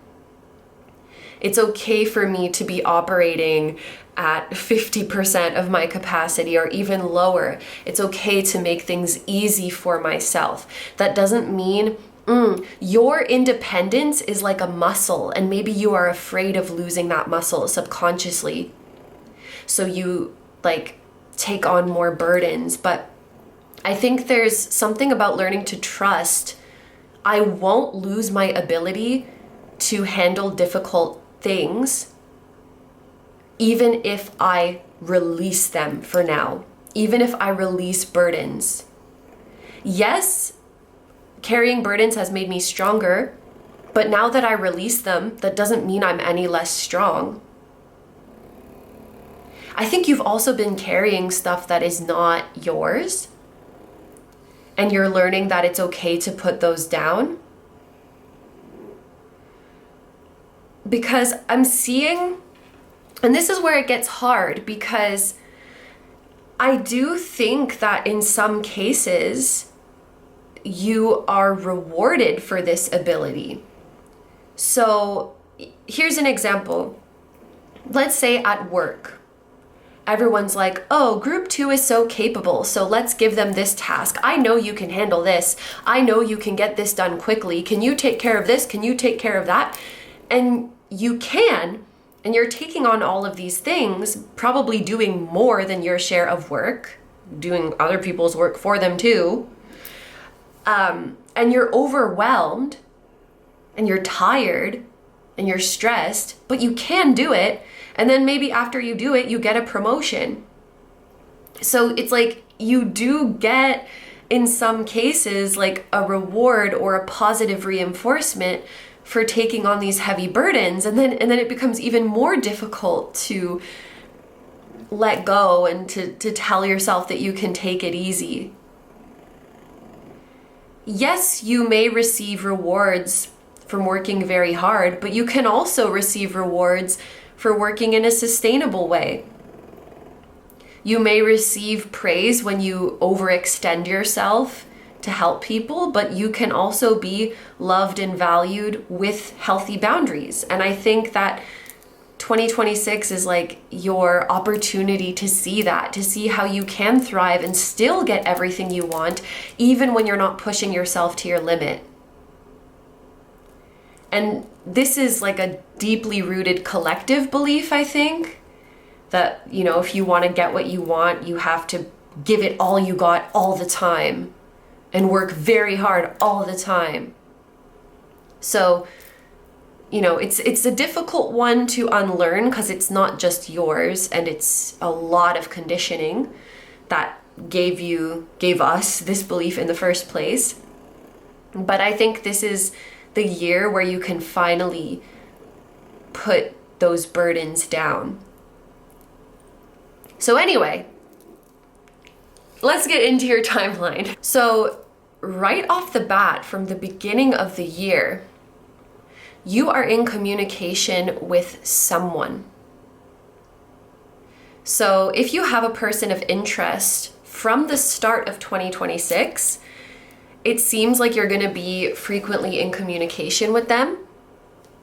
If you're in a no contact situation with your person of interest, it's very likely that they're going to reach out to you in the beginning of the year. And even if you don't have a person of interest right now, it's like you're going to be talking to someone, you're going to be messaging with someone in the beginning of the year, which means that you will meet them very soon. It does seem like there's some part of you that is wary about whether this is too much too fast. So I'll give some examples for different situations. Let's say you meet a new person, you hit it off right away, you're exchanging a lot of messages, and you can really feel yourself catching feelings. You might be worried, like, am I falling too fast?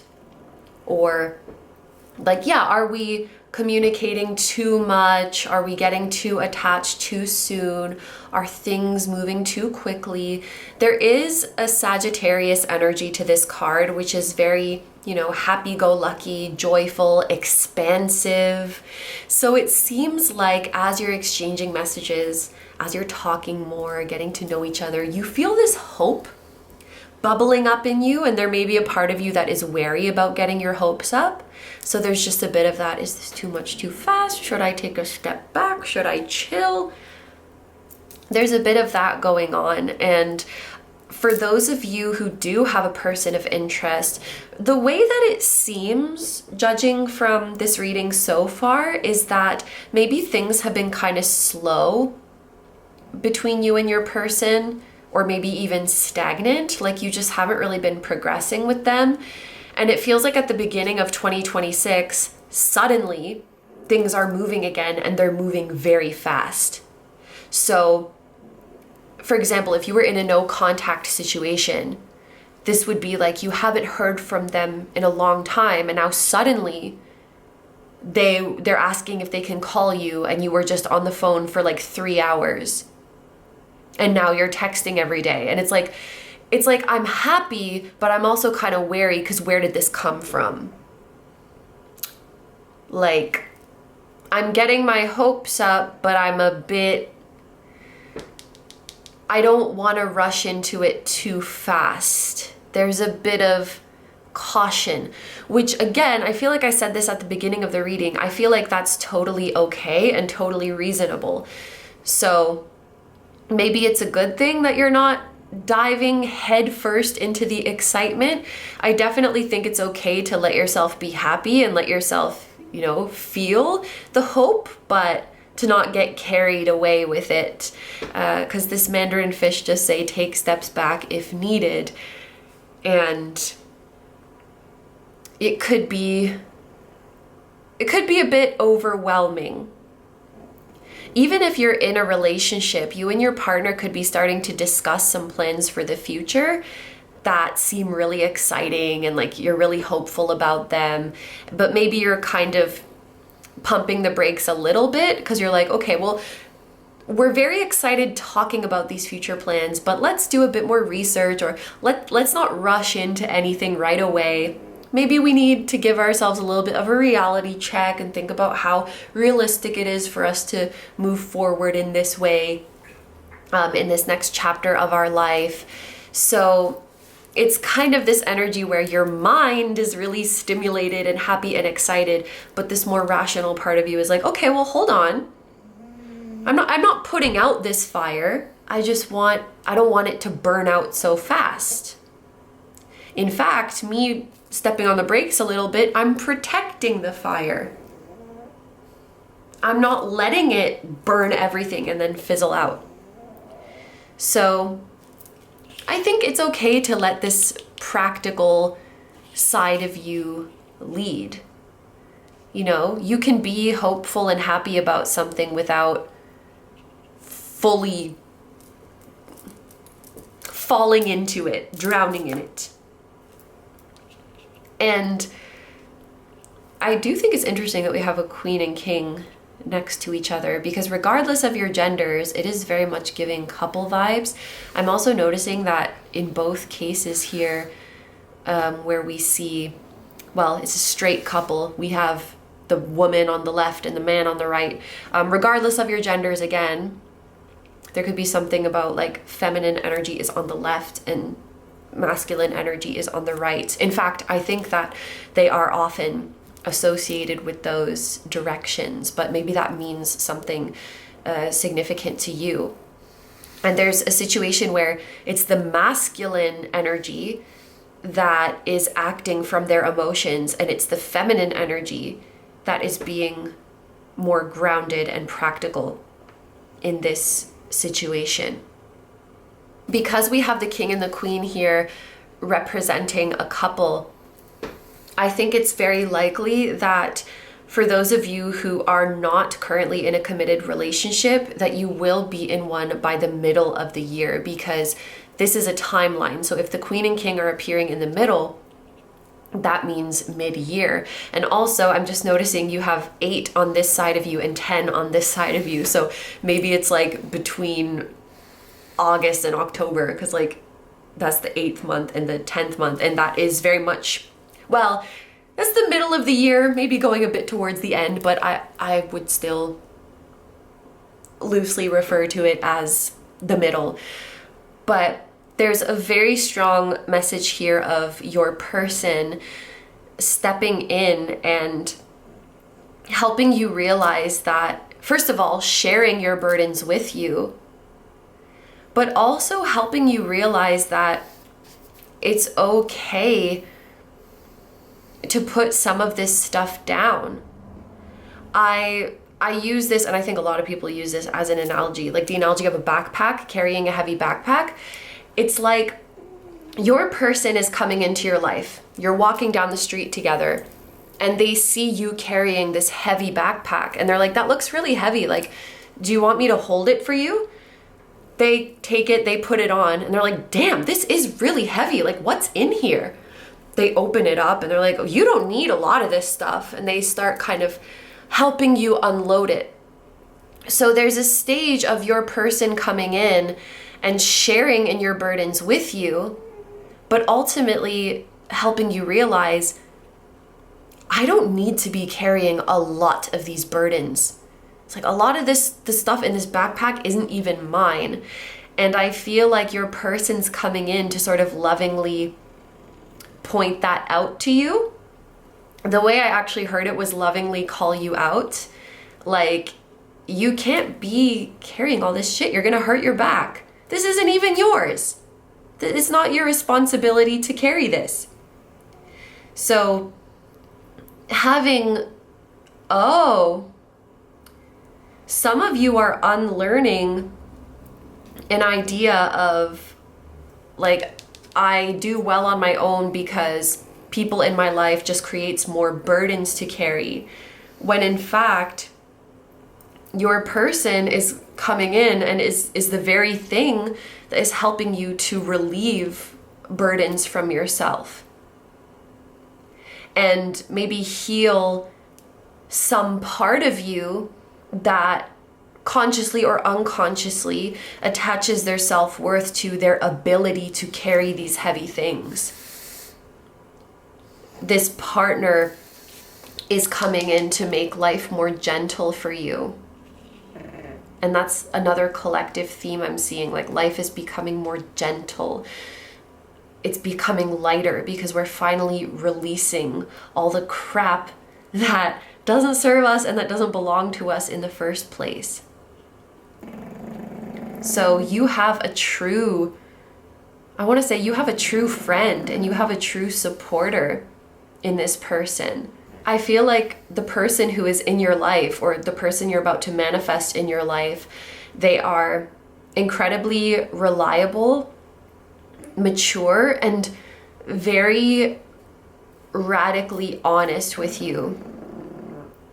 The keywords here, we have devoted, emotionally mature and balanced, intuitive, compassionate, supportive, empath. I feel like this person knows you very well and reads your energy very well. And you know yourself very well too. So I feel like all of your person's perceptions of you and observations of you are just further confirmation that you see yourself accurately. Like, I don't know how to describe it, but I guess you and your person see you in the same way. You read your energy accurately, they read your energy accurately. Maybe for some of you, this is a feeling of like, finally someone who knows me, finally someone who actually sees me the way I am and is not misunderstanding me and is not projecting their own idea of who I am or who I should be onto me. They are so observant of things you know to be true about yourself, but that others often miss, or that others often don't get right.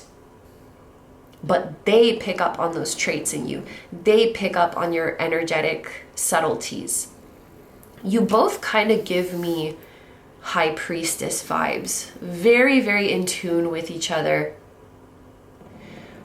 I feel like you often communicate without really verbally, without talking. You just pick up on energies from each other. Very in tune, and your connection feels, wait, why am I thinking of Pneumite right now? Let me just, let me look up Pneumite. It's a rock, but I just thought of it. Oh, that's beautiful. I've never seen it with like the shiny flecks in it. I've only seen it when it's just like black. Ooh, it's very beautiful.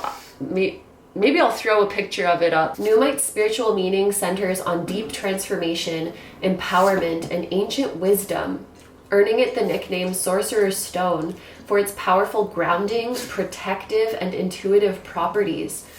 I feel like this is your relationship, helping users release negativity, access past lives, and connect with their true self through deep self-discovery and spiritual growth. Yeah, this is your relationship. It bridges the spiritual and physical, enhancing psychic abilities, synchronicity, and providing a shield against negative energies. Wow, it also seems like you and your person, your partner, could enjoy sharing your spiritual practices with each other, and you'll likely also notice that being together, you seem to enhance each other's intuition and psychic abilities, and you'll probably notice a lot of synchronicities together. Like, did you see that? Did you notice that synchronicity that just happened? That's crazy. Like, I don't know, you texted me that at 11:11. Or like you sent me this voice note that's 3 minutes and 33 seconds, and you're both noticing it together and both like basking in the magic together. It's really beautiful. But yeah, they're not gonna let you carry your heavy burdens. They're here to help you release that so that you can embrace more of this lighthearted and childlike energy. And yeah, like I said, if like a family-oriented person, if having children is important to you, that's definitely this person. I'll just say that. Yeah. Okay, so group number 2s. That is everything I'm seeing for you so far. We are going to take it over to the extended now, where we are going to answer a yes or no question of will blank happen in 2026. We're going to see what specific time of the year will be a blessed time for you, what blessing will be coming, and what time of the year could be a bit challenging with advice. And then we're going to look at the longer term future. So how is this story progressing beyond the year 2026? And we're going to get a message from your person. So if that sounds good to you and you would like to join me in the extended, that's going to be linked down below in the description as well as in the pinned comment. It's available on a few different platforms, so you can choose whichever one works best for you.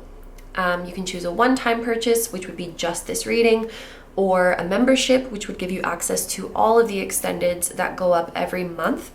If you are considering a membership option, I just ask that you carefully read the description of each level so you know exactly what you're getting. But I'm super grateful to everyone who considers that option.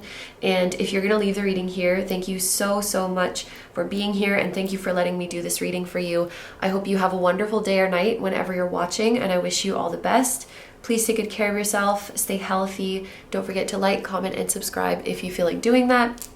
If you enjoy my content and you'd like to find me elsewhere, I'm going to have linked down below my tarot reading Instagram, my personal Instagram, my memberships where you can watch all of the extendeds.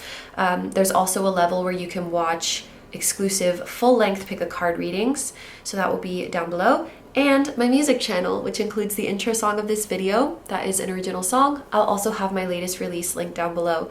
Thank you guys so much for supporting me, my channel, and anything I do. I really appreciate having you here, and I'm sending so much love to you, your higher self, your person, their higher self, anyone who appeared in this reading, their higher self, your spirit guides, your spiritual team, and all of your loved ones, both here on Earth and in the other realms. And I will see you guys in the next one. Bye-bye! Hi, number 3s. So if you guys chose the fortune paper with the black floral kimono, this is going to be your reading. I wanted to share something with you because before I started to film this group, I was taking a nap.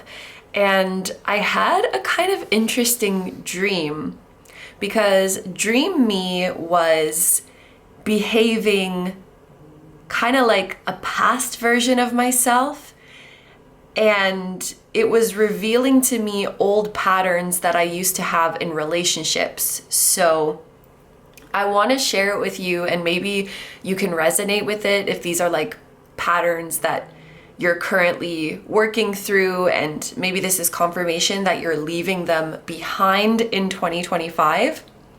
So basically, in this dream, someone who I had a crush on years ago, in fact, at a time of my life before I had done any shadow work or spiritual growth, which is kind of interesting, they were staying at my house.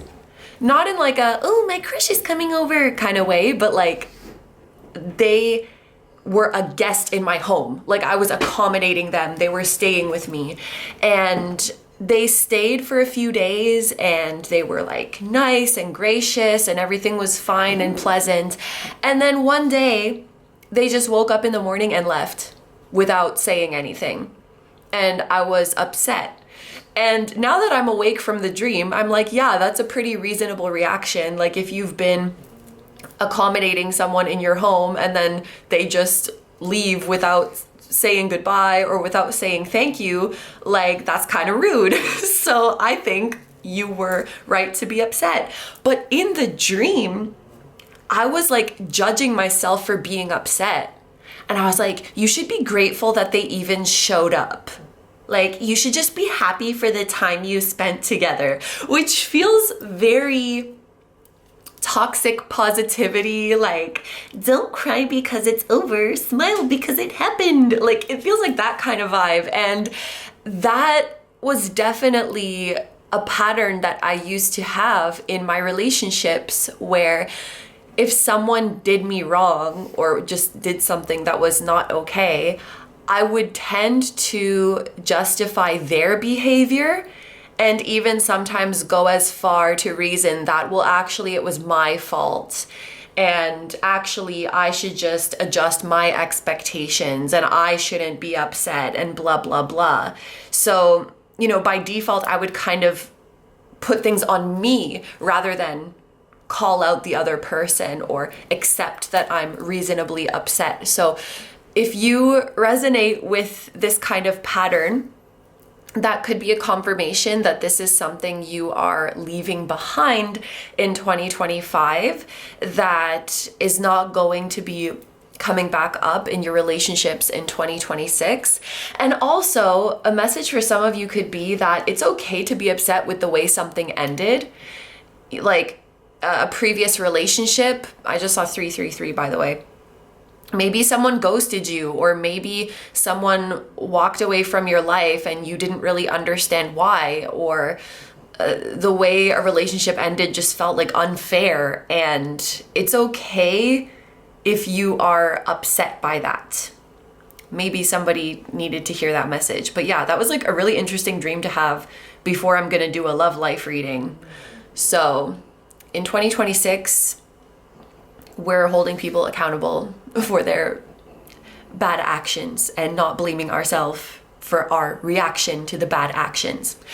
Anyway, let's get into it. So we are gonna start by reading your fortune paper. These are kind of unserious, so this is just for fun. However, there could be some signs or confirmation here for you. By the way, sorry if my dream explanation was kind of bad because I'm waking up from a nap. You, my friends, have big good luck, and I also just saw 444. So group 1 and group 2 got regular good luck, but you have big good luck. So you have the best luck so far in love of all of the groups. Your fortune paper is number 41, so that number could be significant for some of you. And we are going to translate this little passage here for you. Interesting. Your passage says, like, the time is near for you to show your true skill. And in that moment, just let it all show. Like, just show your true potential. Don't chicken out, basically. Interesting. Okay. And your lucky item is hand cream. And a color to look out for is green. That's the same as group 1. Look out for the color green. That may give you a sign or a hint or some kind of answer, or green could be your lucky color. Also, for my group number 3s, I feel like this green could be a sign that money is coming in, which I didn't necessarily make that connection for group 1. That's a message for you specifically. And then each fortune paper has a little character at the bottom. You seem to have a cherub, a little baby angel. I have no idea what this cherub is saying, okay? I understand all the words on this paper, put them together, I don't know what they're talking about. So I'm gonna put a pin in that. I'm gonna ask my husband when he comes home. Hi, group 3. So I just finished filming group 4's reading. So this is all of their cards. But my husband just came home and I asked him what this means. And he said, so you know how this message is talking about, like, you should really show your full potential, you know, like show the world what you've got. That was kind of the vibe. Don't be afraid. So he said, because this is an angel, the angel doesn't really have a concept of like age, but the angel's like, you know, even I was like you once and I was, you know, doing a lot. Like, in my incarnations on earth, I was also like getting out there and working hard and doing my best, and I was active and stuff. Like, he thinks that that's maybe what the angel is trying to say. So hopefully that clarifies some things. 私だってあなたぐらいの頃はバリバリだったよ. What does that mean, bro? Anyway, we're just gonna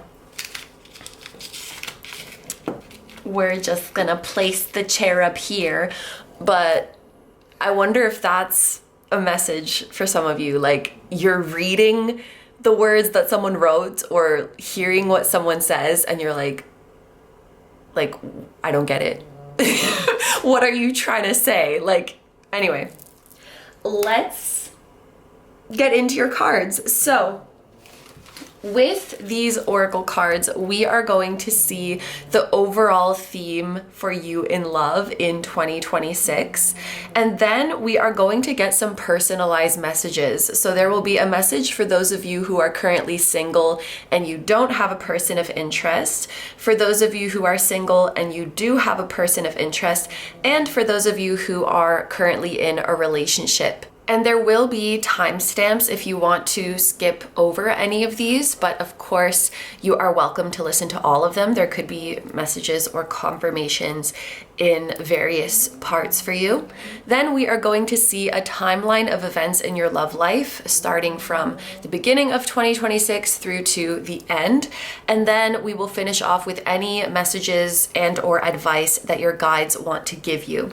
There's also going to be an extended reading today where we will start by answering a yes or no question of will blank happen in 2026. So the intention here is that you can ask about a particular desired outcome in your love life. But if you want to ask about a different area of your life, that's totally fine too. We'll just see whether it's likely to happen in 2026.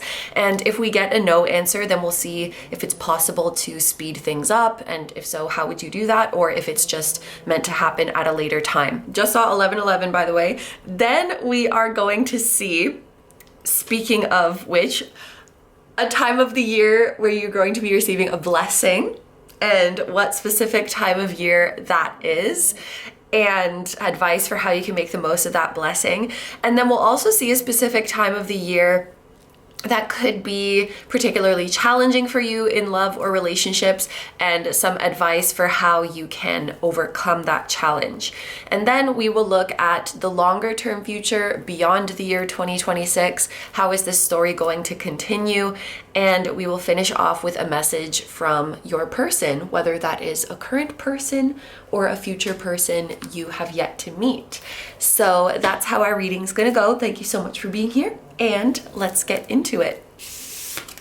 What is the main theme in love for my group threes in 2026? We have nourishment. We have the number 27 on this card. We have house 1, individuality, self-image, and approach to life.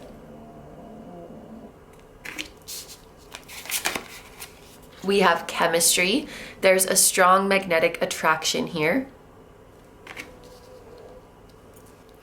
And we have Candy Baslet, know your worth, with the number 37, keep your standards high. Okay, so this is definitely giving self-love vibes. The way that we're starting off with this nourishment card, and then it's followed by house 1, which talks about the self. I am taking this to literally mean that you are focusing on nourishing yourself. And I think that this ties in with all of those messages at the start of this reading when we were talking about the dream. I think this is a year where you're taking all of that love and kindness and patience that you've given to others and starting to give that same energy to yourself and even prioritize yourself. 2026 is a year where you come first, and I think that that is going to greatly benefit your love life. Something else that I feel is that you are definitely not going to be in a chasing energy in 2026, but you're going to be in an energy of attracting. I feel like you're embodying this philosophy of, if something is meant for me, I don't have to run after it, but I will naturally attract it by just taking care of myself and feeding my own energy shining my light, doing what I love, like everything and everyone that is meant for me will come to me in that way. That's not to say that you're going to be in a passive energy in love, and if you like someone, you can definitely approach them and make the first move, just that you're not going to be running after people. You're not going to be chasing people. And if the vibe isn't vibing, like if it's not working out, you're not going to try to force something to happen, because that energy could be spent on taking care of yourself or doing something you love. And I feel like that's going to be coming very naturally to you in 2026. This nourishment card, I feel like it comes out quite a bit when I use this deck. And it tends to remind me of the Nine of Pentacles, which is someone who is very self-sufficient and honestly who has a very well-rounded, balanced life and is just in love with their life. You know? And I feel like you're in this position of like, I'm living my life, I'm loving my life. If you want to come and build your dream life with me, then let's do it. But if not, like, that's okay. I'm not going to sweat it, and I'm certainly not going to chase after you. I feel like this is your vibe, and I feel a lot of confidence exuding from you as well. I think that when it comes to love and relationships, you will probably be in an energy of wanting to take things slower and just enjoy the present moment. And I do feel like that is coming from a healed place. There's a strong magnetic attraction here. So there does seem to be someone that you have chemistry with and that you are enjoying their company. Maybe you already know who this is, or this is someone new who's going to be entering into your life, but you'll know if someone's good for you. And maybe this sounds very obvious, but when we're not healed, sometimes this is not so obvious. When you're with the right person, they will make you feel better about yourself instead of making you feel like shit about yourself, making you feel insecure, questioning yourself, questioning your perception of things, questioning your reality. Then that's not the right person. There's someone you have chemistry with, and some of you have dealt with people in the past who are like jealous of you. Like jealous of your accomplishments, or jealous of your confidence, or just jealous of the way you shine, or who felt threatened by your success or your intelligence or how other people love you. Because what I just wanted to say was, this person in your life, you have good chemistry with them and you have fun, but also they're like very supportive of you and happy for you and actively lifting you up. And they understand, like, I'm not in competition with you. We are building our lives together. We're building our futures together. Yeah, this could also be, like, if this wasn't in love, this could have been in friendships as well, where some people were just in like a one-sided competition with you, rather than feeling like we are achieving our goals together and we're on the same team and we're manifesting like alongside each other, which is how it's supposed to be in love, in friendships, in anything. And you are attracting a partner, or you've already attracted this person into your life who is just that, like, who is truly rooting for you, who truly wants to see you reach your full potential, like your fortune paper said, who would support any of your goals, even if it means that you're going to surpass them, or even if it means that they're going to not see you as much for a little while. Like, they're not trying to hold you back for selfish reasons. They want to see you soar. They want to see you fly like this birdie. They know your worth, and they want you to know your worth as well. And they will respect your high standards and actually love that you have high standards. They will respect your boundaries and actually love that you have boundaries. You know, there's some expression, I'm probably going to butcher it, but it's like, if someone doesn't like your boundaries, or if someone is upset about your boundaries or trying to invalidate them, that's the whole reason why you need them in the first place. Maybe there's like a more precise quote, but it's that sentiment. So when you're with the right person, they're not only respecting your boundaries and respecting your high standards, but literally encouraging you to have them. Like, they like that you have them. They're not threatened by them, because they also have high self-worth and know that they meet your standards. Okay, so let's get into the personalized messages.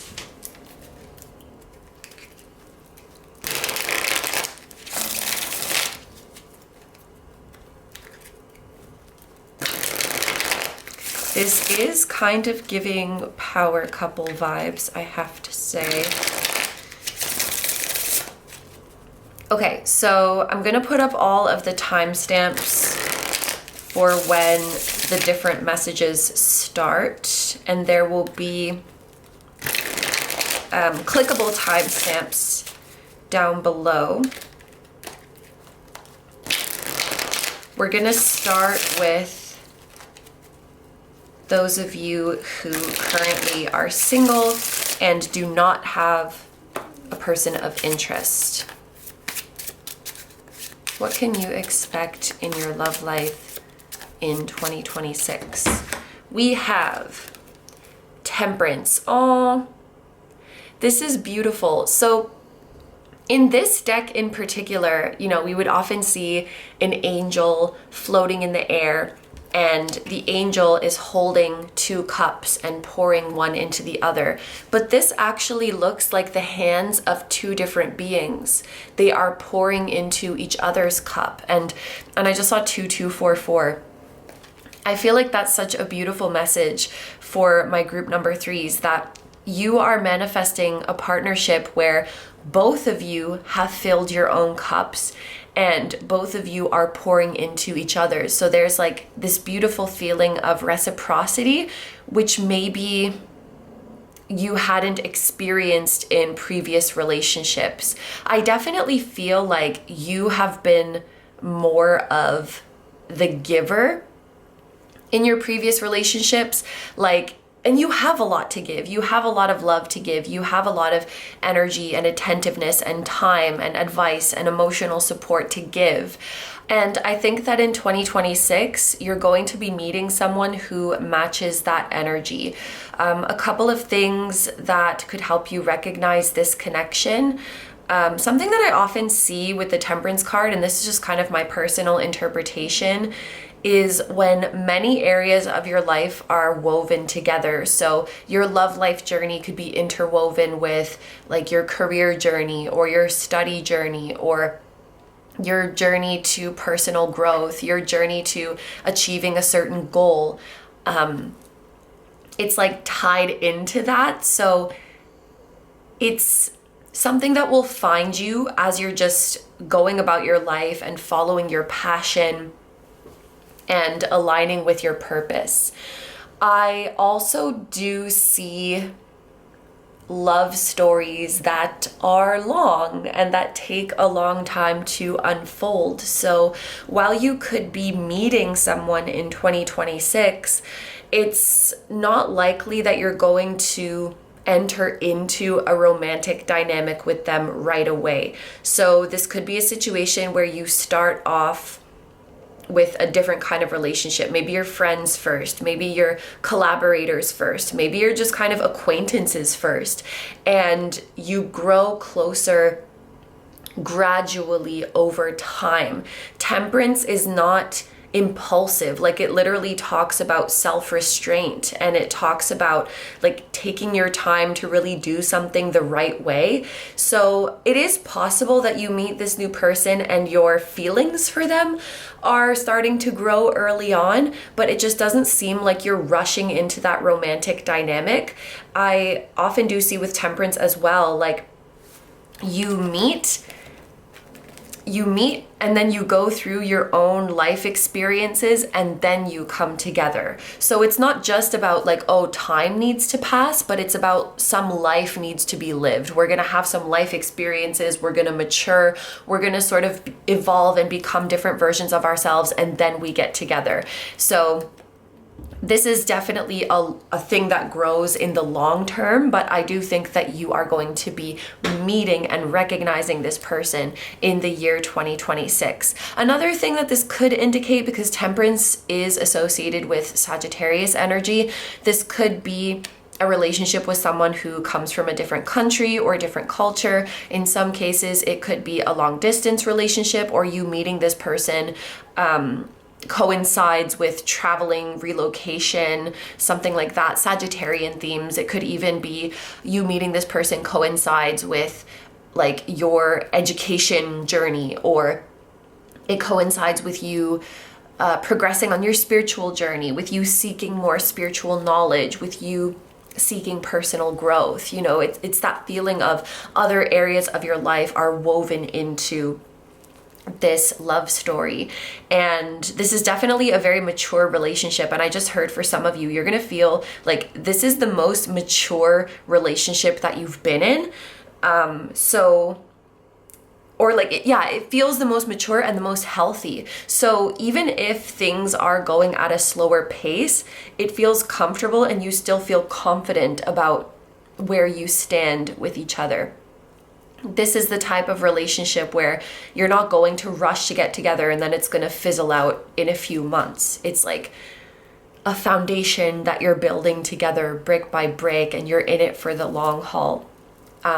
This is the kind of vibe. And also, yeah, there's something more slow burn about this relationship, maybe compared to past ones. Like if you've been the type to fall for people really quickly and really hard in the past, that's not what this is going to be like. It's going to be, a slow burn, a very comfortable pace, not like a love at first sight situation, but like I've been spending time around this person and I think I like them. We're getting to know each other more. Oh, this is a really nice person. Maybe we would be good together romantically. It's just like very healthy, no rush, very mature relationship. Yeah. Sagittarius season could also be a significant time of the year, because this is a Sagittarius card. So like late November to late December. Or you could have Sagittarius placements, or this person coming in has Sag placements. So let's get a message for those of you who are currently single and you do have a person of interest. What can you expect to be unfolding in your love life in 2026?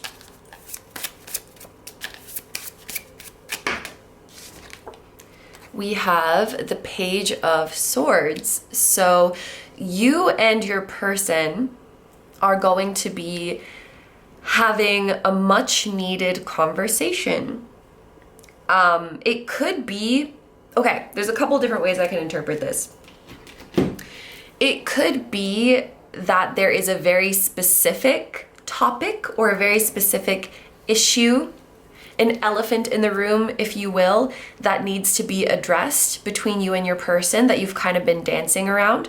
Maybe it's literally the conversation of your feelings, that what are we conversation?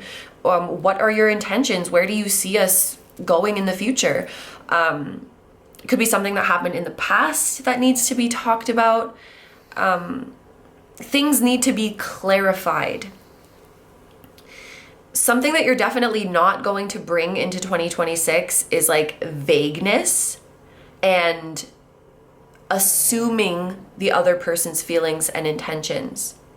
Those things need to be brought to light and they need to be directly discussed. So I don't know, this Page of Swords is giving me the feeling of an elephant in the room that needs to be addressed between you and your person, and it's happening in 2026. The other interpretation of this could be that if you are in a no contact situation with your person, 2026 is going to be the year where you are getting back into communication. And in general, the nature of Page of Swords communication, it's very honest and direct, and just we're cutting to the chase, no nonsense. So I do think that things could be speeding up between you and your person, because when you're like beating around the bush and dancing around the truth, it just drags things out unnecessarily long. So this is a feeling of let's just cut the crap. Like, what are we doing? How do you feel about me? Are we going to move this forward? Or like, let's talk about this thing that happened between us. Like, what are your feelings about that? Where do you stand with that? What do you have to say about that? Let's actually talk about this. So for those of you who have any sort of confusion or lack of clarity about where you stand with your person and where you're going, during the year 2026, things are going to become very, very clear. And in general, I just feel like your person is becoming more open and more direct with you. They're not afraid. They're not afraid of speaking their truth anymore.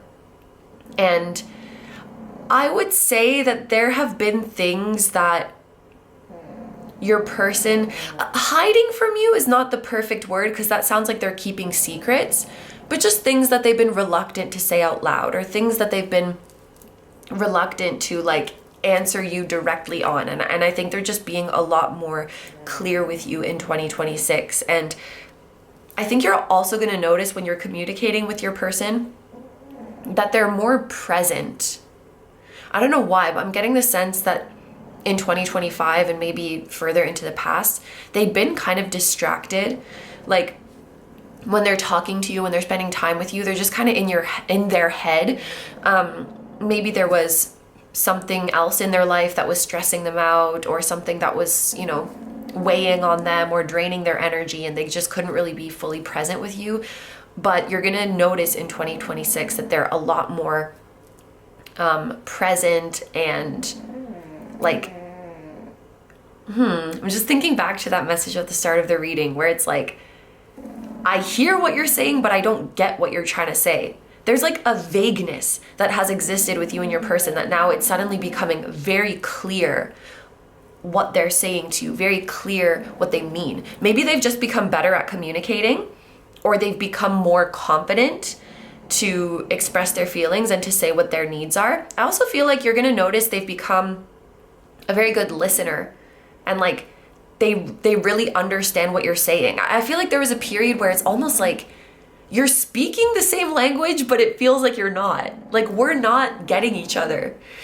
And you're overcoming those kind of issues with communication. So there may be, you know, with the Page of Swords, sometimes there's truths that come up that are kind of hard to swallow. So you may be saying something to them that's kind of hard for them to hear, or vice versa.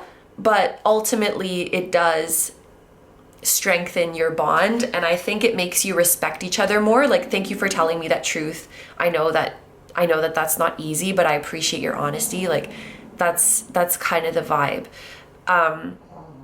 There is a friendship energy that I feel sometimes with the Page of Swords. So even if your dynamic is remaining romantic in 2026, I do think that your foundation of friendship is growing.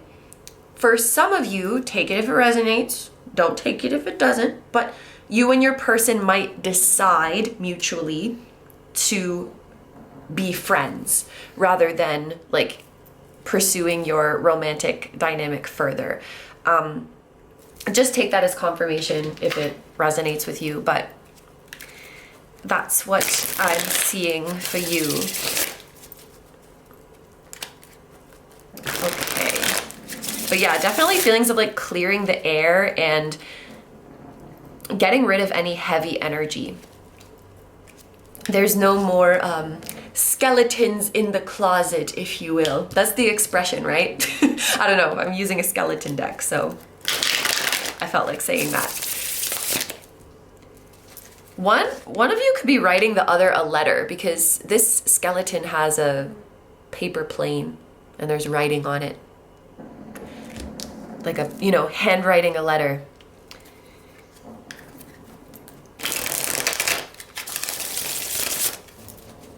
Okay, finally, let's get a card for those of you who are currently in a relationship.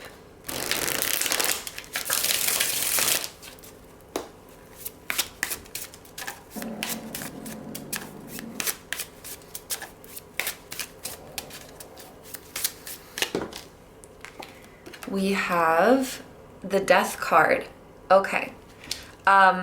If you're in a happy relationship, don't panic, because the Death card doesn't always literally talk about something dying or something ending.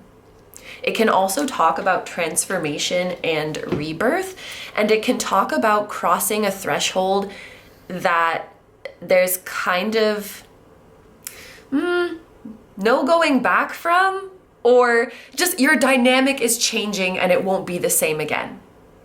Actually, an example that just came to my mind is having children. So when you take that step with your partner, you are not going to have the same dynamic as you did before, obviously. Now you're going from lovers or spouses to co-parents, and it's a different identity that you're stepping into. It's a different dynamic between the two of you, and it is like a permanent new era. There are a few cards in the tarot that talk about endings and beginnings, but with the Death card being a major arcana, it does feel like something that is more like final, like it's a serious commitment. This could even be an indication of getting married in some cases. Like, we are going from like just lovers to life partners. That is a whole new responsibility, and we are going to interact and show up for each other in a bit of a different way. And the old life as we knew it is gone. So, take this how it resonates. Like, there's some way of being with your person that is not going to exist anymore in 2026, because you're stepping into new roles with each other, and it's like a completely new life chapter that is so different from the last one.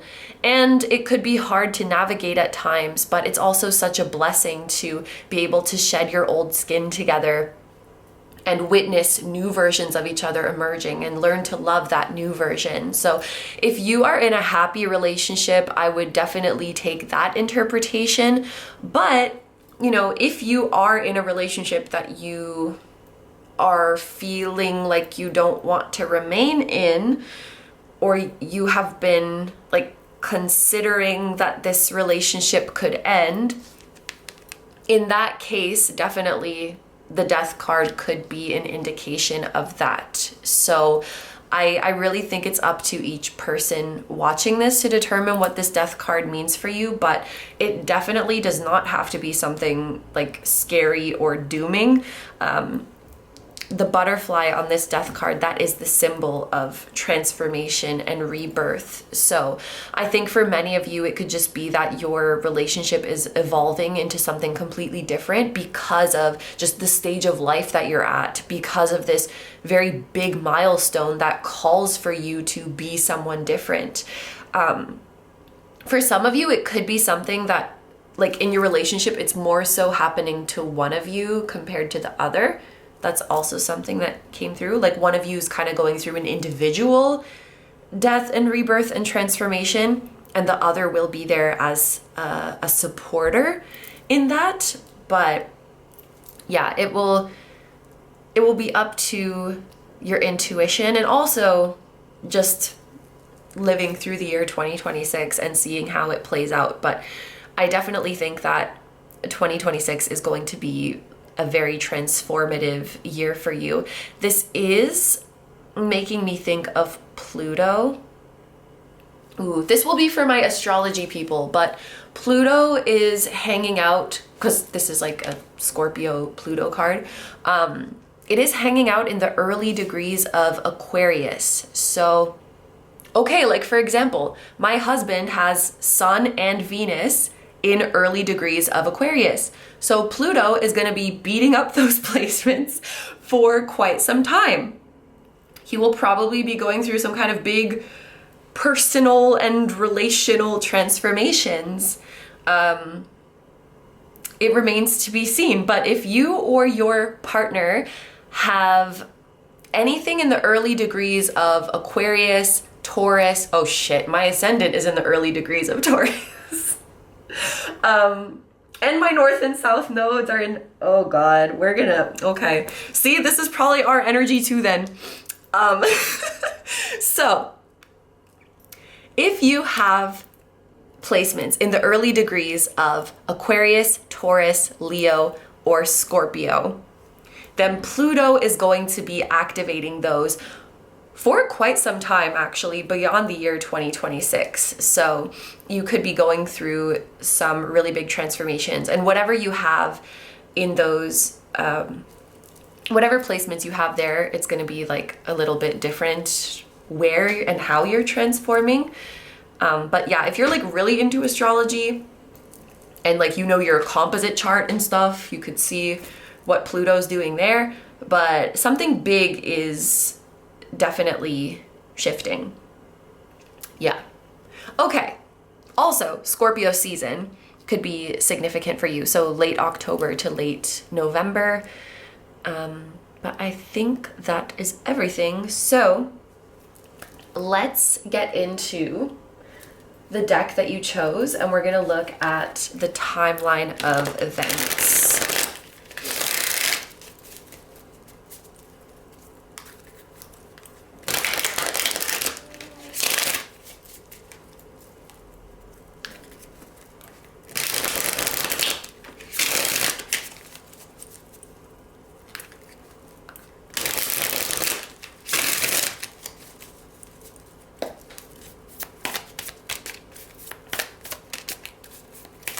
What is happening for my group number 3s in love?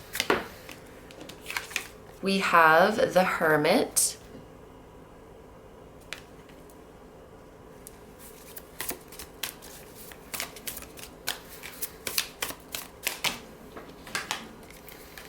We have the Queen of Wands. Okay, this is making a lot of sense.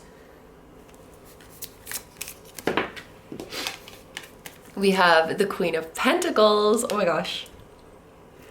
Love it. And we have the King of Swords. And then the bottom of the deck, this is going to represent messages or advice from your guides. And we have the Seven of Swords. Okay, so it looks like you may be starting off the year 2026 in a hermit mode. And in fact, I feel like some of you have already been in this kind of energy in the final months of 2025. The Hermit is associated with the number 9. Oh, interestingly, 2025 numerologically was a 9 year, like 2025. If you add those up, it adds up to 9. So I feel like 2025, and especially the final months of 2025 for this group, have maybe felt like the end of an era, especially on a personal level. You know, this is a version of me is coming to an end. I'm saying goodbye to a certain version of me, and I don't need them anymore.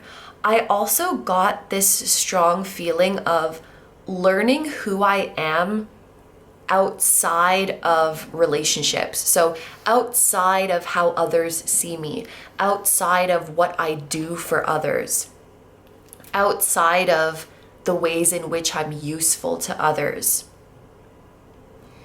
And this could be in romantic relationships, in work relationships, in friends and family, where maybe in the past you sort of saw yourself through the lens of who I am to others, what I do for others, how other people see me. And it's like, well, how do you see yourself? Who are you when you're alone? Who are you when you're just you? It's like you're taking some time to just connect to the true essence of you. And ironically, when you stop seeing yourself through the lens of relationships and just see yourself as you are as an individual, I feel like that is going to benefit your relationships and make them happier, because you're not trying to like show up in a certain way to please the other person. You're not trying to match their energy or mirror their energy or like twist yourself into something you think they'll like. It's just, you're just being yourself in your rawest form. And that's the quickest way to find out who is meant to be in your life and who is going to truly nourish you. I'm tasting fruit. Well, there's fruit on the nourishment card, so maybe fruit is a sign of nourishment. I'm also tasting cinnamon. So I'm just going to look up the spiritual significance of that. Cinnamon, spiritual significance. Oh, that's so weird. So my phone thought I was speaking Japanese. Whoa. Okay, I'm just gonna show you. You know when like Google AI doesn't know what you're talking about, so it just makes some shit up? But like, it's kind of cool. What is this thing about not understanding what words are trying to say and like things getting lost in translation? So I said cinnamon. What did I say? Cinnamon, spiritual significance. It thinks I said the challenge of spelling life, or the challenge of the spell of life. Challenge to spell life without looking at the word. This is a challenge to understand life itself without being distracted. You see how it's just bullshitting and it's like, I know what that means, even though it's complete nonsense. We can't live without challenges. I don't know, the challenge of life, the spell of life. Doesn't mean anything. Anyway, what I actually wanted to look at, cinnamon's spiritual meaning centers on attracting prosperity, purification, protection, and love, symbolizing warmth, success, and spiritual cleansing across many traditions, from ancient Egyptian rituals to modern witchcraft, often used in spells for abundance, positive energy, and focus. By burning it or incorporating it onto household items like brooms, it's seen as uplifting, enhancing creativity, and creating sacred, inviting atmospheres. It did feel very warm and cozy. I think you could be spending more time at home or spending more time in your own company and just falling in love with yourself and nurturing yourself and becoming proud of who you are. I think if you are journaling for the start of the new year, I would definitely make some time to journal about all of the things you're proud of yourself for, like things that you have accomplished in 2025, especially on your internal journey. You know, your personal growth that you are proud of, your healing that you're proud of, your personality traits that you love and that you want to bring more to the forefront in 2026, and just take that time to really show gratitude for yourself. Because the next card is the Queen of Wands. So this is definitely showing your blossoming confidence. And again, like this is going to help you attract the right person if you don't have a specific person in your life yet, or it's really going to benefit your relationship. And I feel like the person that you're with or the person you're currently interested in is going to love to see this side of you come out more. It's like you're more confident, you're more expressive, and you're less cautious. You're just saying what's on your mind, speaking your truth, not apologizing for being yourself, not apologizing for speaking about your needs. I heard also not apologizing for getting excited about stuff, or not apologizing for getting passionate about stuff. I just saw this scenario of someone passionately ranting about a topic that they're interested in or something that concerns them, and then being like, oh, sorry, I did too much. Sorry for the rant. And it's like, no. You don't have to apologize for your passion and your excitement and your fire. So and I love that there's fire in the Hermit card too. Like this is your inner fire that has never gone out, that your soul has been protecting inside this lantern. But now it's time to set the fire free and not apologize for it. And whether that fire is warm and inviting to someone, or whether it scares them away because it's too hot and too bright, that is so telling. I feel like no longer are you gonna be like, oh, that person's walking away, my fire must be too hot, let me turn it down. No. If you don't like the heat, go away. Like, it's not for you. My fire is not for you. If you find it warm and inviting and you're moving towards it, that is a sign that we vibe. That is a sign that the fire in you sees the fire in me. And adjusting your fire to the preferences of everyone else was really doing yourself a disservice, because that keeps people around who like you for a modified version of you. And being a modified version of you takes a lot of freaking energy. It's exhausting. Like a curated version of you, a subdued version of you. If you stifle yourself to keep people around, then you're keeping around people who expect a stifled version of you. That's just perpetuating exhaustion. So we're not doing that anymore. And I think around springtime, like around March, April, spring if you're in the northern hemisphere, autumn if you're in the southern hemisphere. I'm coming back from the future to say that, of 2026. This is going to be like an all-time high for your self-confidence, for your self-expression, for your creativity. And the person that you're currently with, I think, is going to love it, or you're attracting a person who loves it. Like I just saw like fireflies. That could be a sign. They're coming in because they're so attracted by your light and your fire. For those of you who are creatives, you could have some kind of performance or presentation or exhibition. Or I can also see you, like some of you have a stand and you're selling things, like you're selling your art.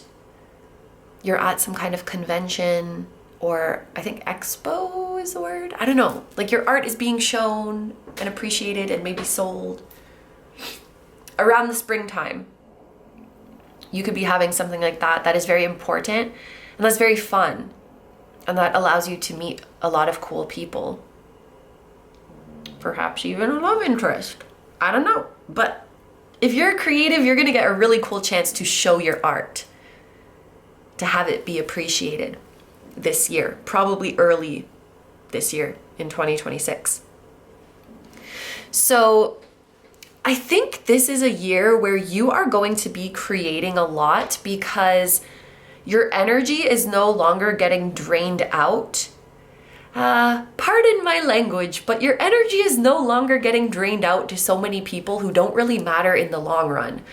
So my group threes, you've maybe spent a lot of time trying to please like strangers or just people who in the long run of your life, like when you're looking back on the highlights of your life, these people are not going to be there. So we don't need to worry about pleasing them or appealing to them or giving so much of our energy to them.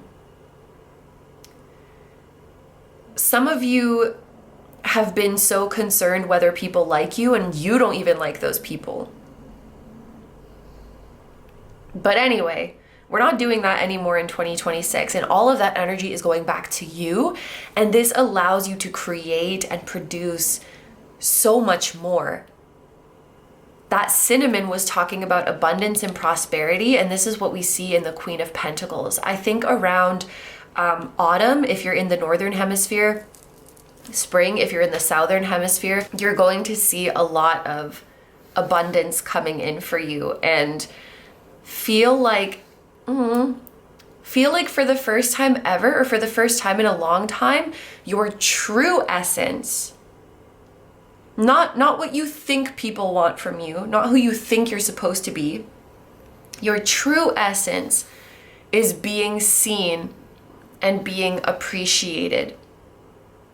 And I feel like there's someone who's been waiting for this moment. So maybe it's your partner, maybe it's your person of interest, probably your friends too. They've been waiting for this moment. Let me read this fortune paper again. The time, look, big good luck, big good luck. The time is drawing near for you to show your true skills. At that time, show your full potential. Let it all out. Don't be afraid. Someone has been waiting for this moment. That you don't hide away your true essence and you let it be seen and appreciated.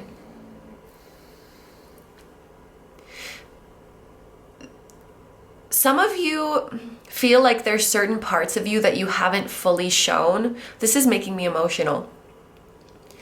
You feel like there's parts of you that you haven't fully shown to your partner or to your person of interest.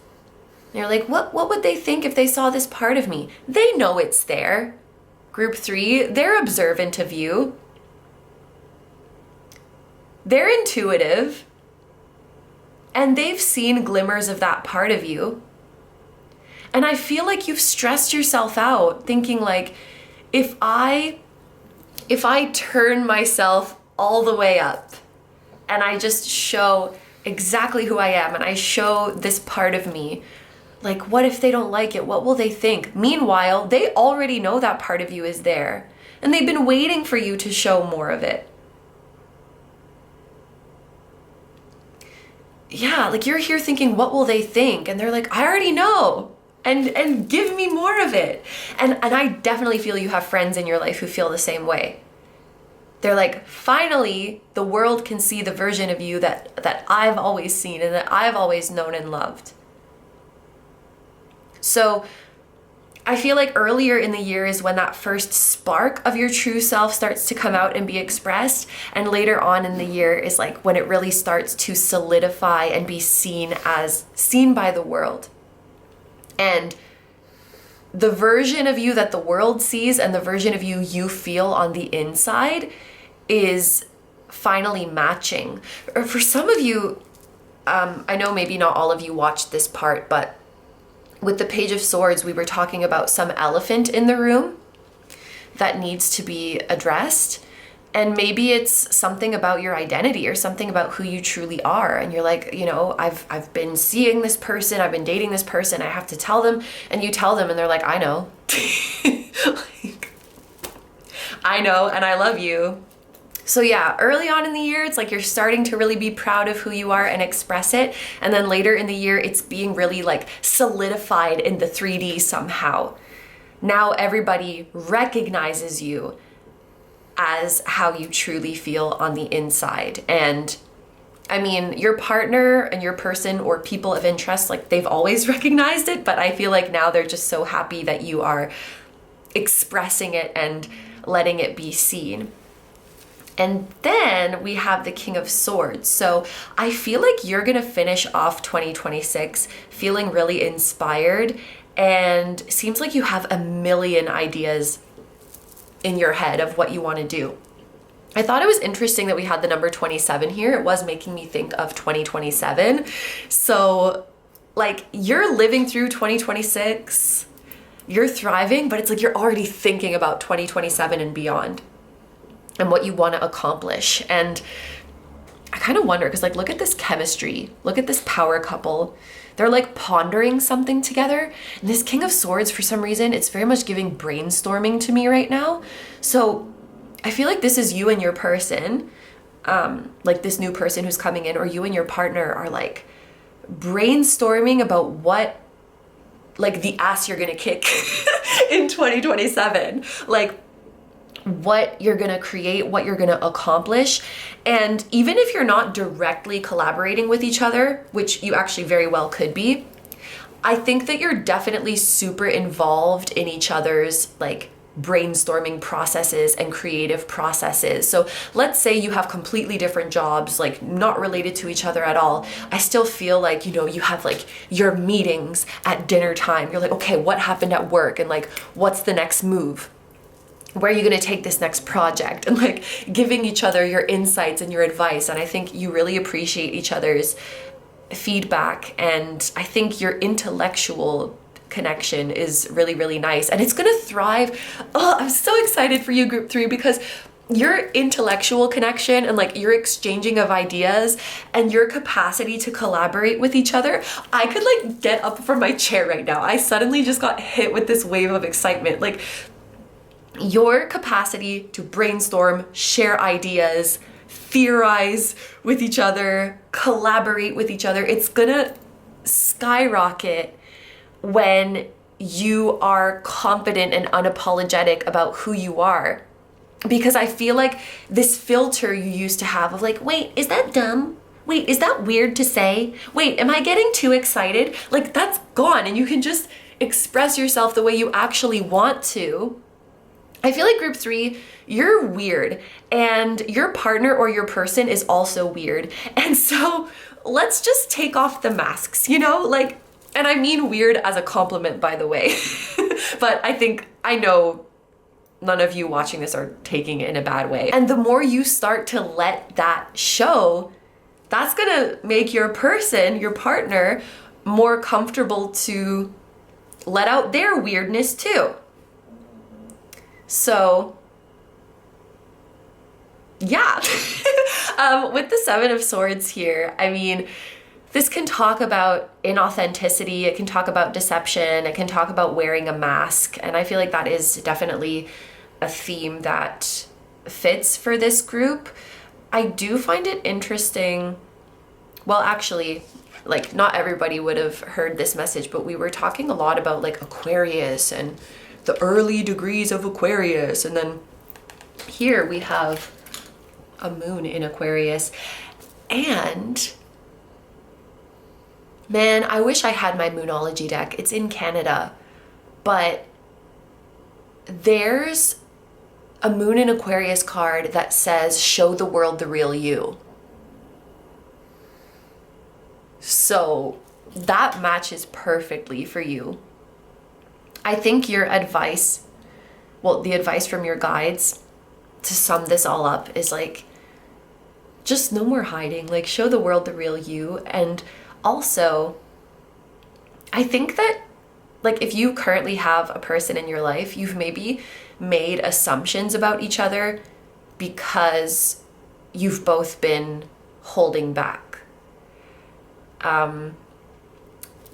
Let's say you have like a really silly sense of humor, but you only like send the memes to your friends because you're like, oh, my person wouldn't think it's funny. My person would think it's like just silly and dumb, and like they wouldn't get it. Like they're too normal. And then your person, yes, I heard your person earlier saying like, try me, but I didn't know what they meant. But it's like, you wouldn't get it. Like, try me. Like, show me, share it with me. Maybe I'll get it. Maybe I'll vibe with it.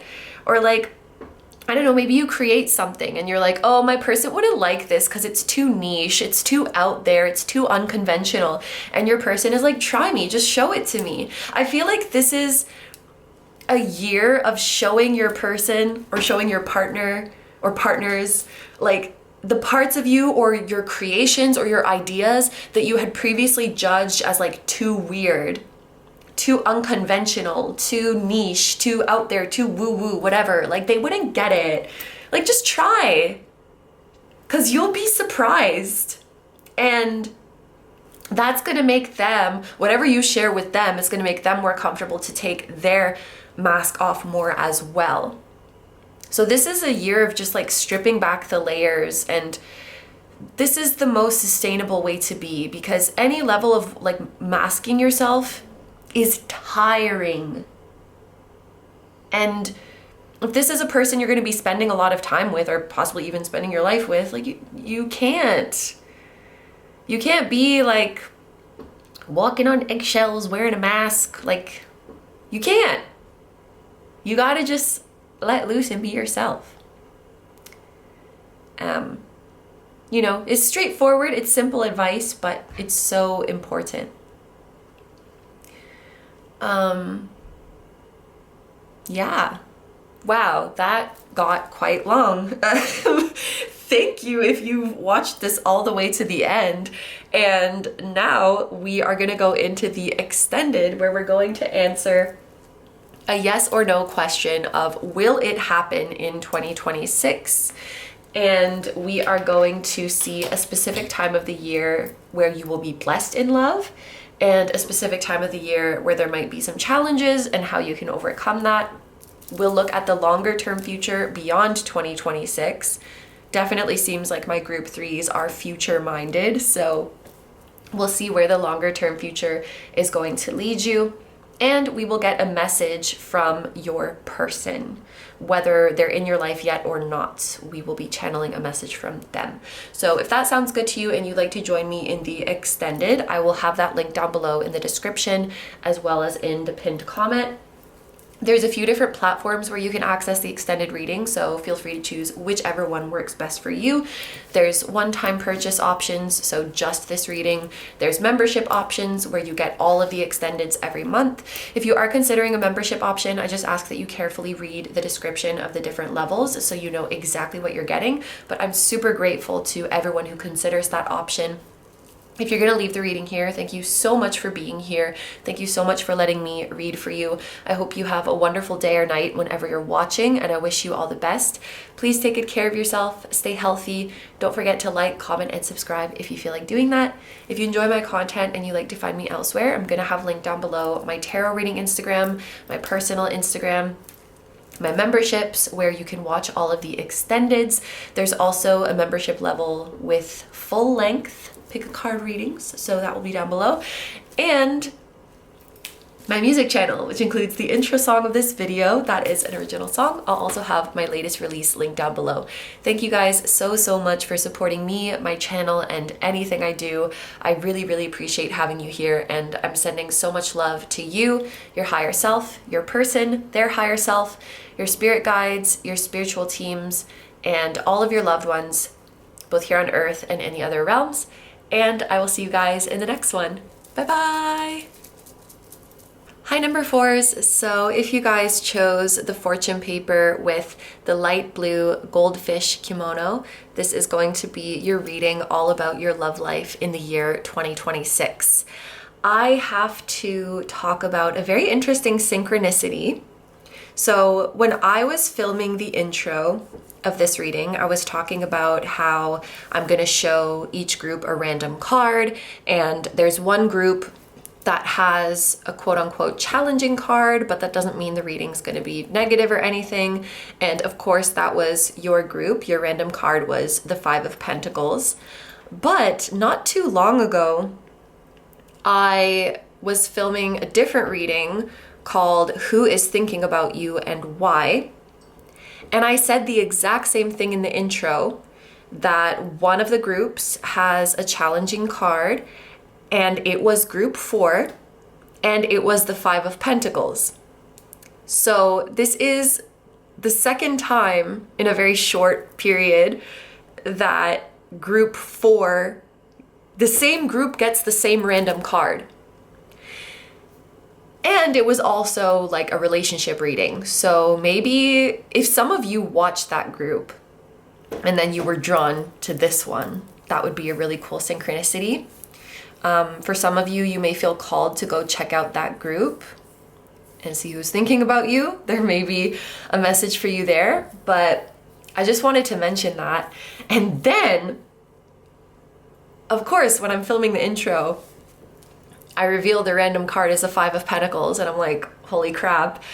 And literally, I kid you not, as I'm holding this up, the camera timer went to 555.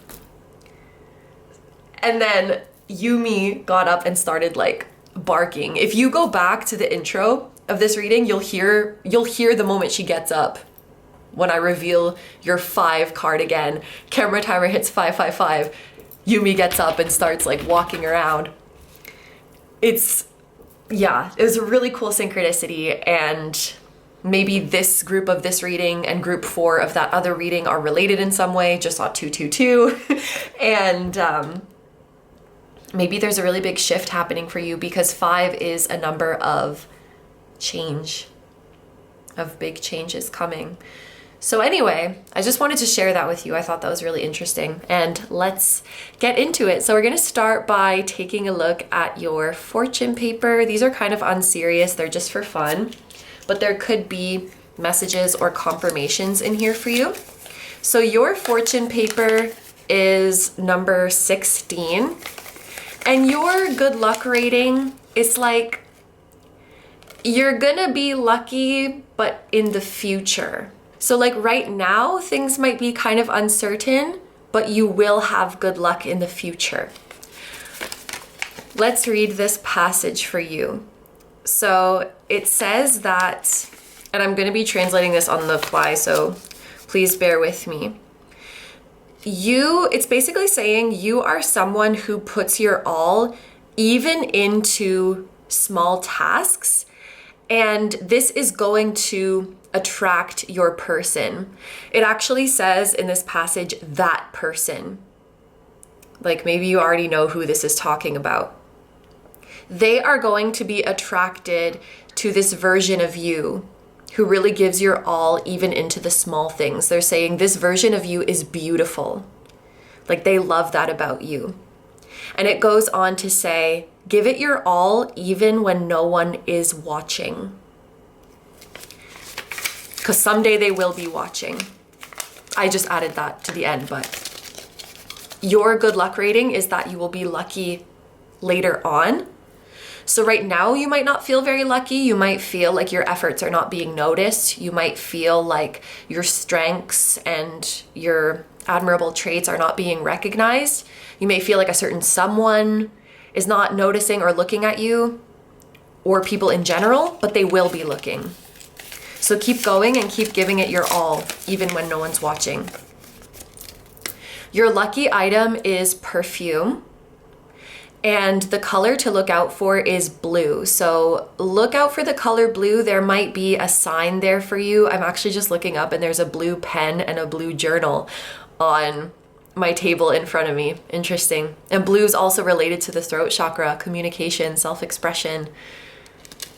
There may be signs, messages, hints, answers for you related to the color blue. Blue could be a lucky color for you, or the throat chakra, like we just talked about, is significant. And then each fortune paper has a different character at the bottom. So this is your character. And he's saying, now is a good time to learn love, or to learn about love. Okay. Let's put your paper here. It's kind of hard to keep it flat because it wants to roll up. So I'll put a little stone here and we'll hold it into place. All right, so we're gonna get into the cards now. We're gonna start with these oracle cards to see your overall theme in love for 2026.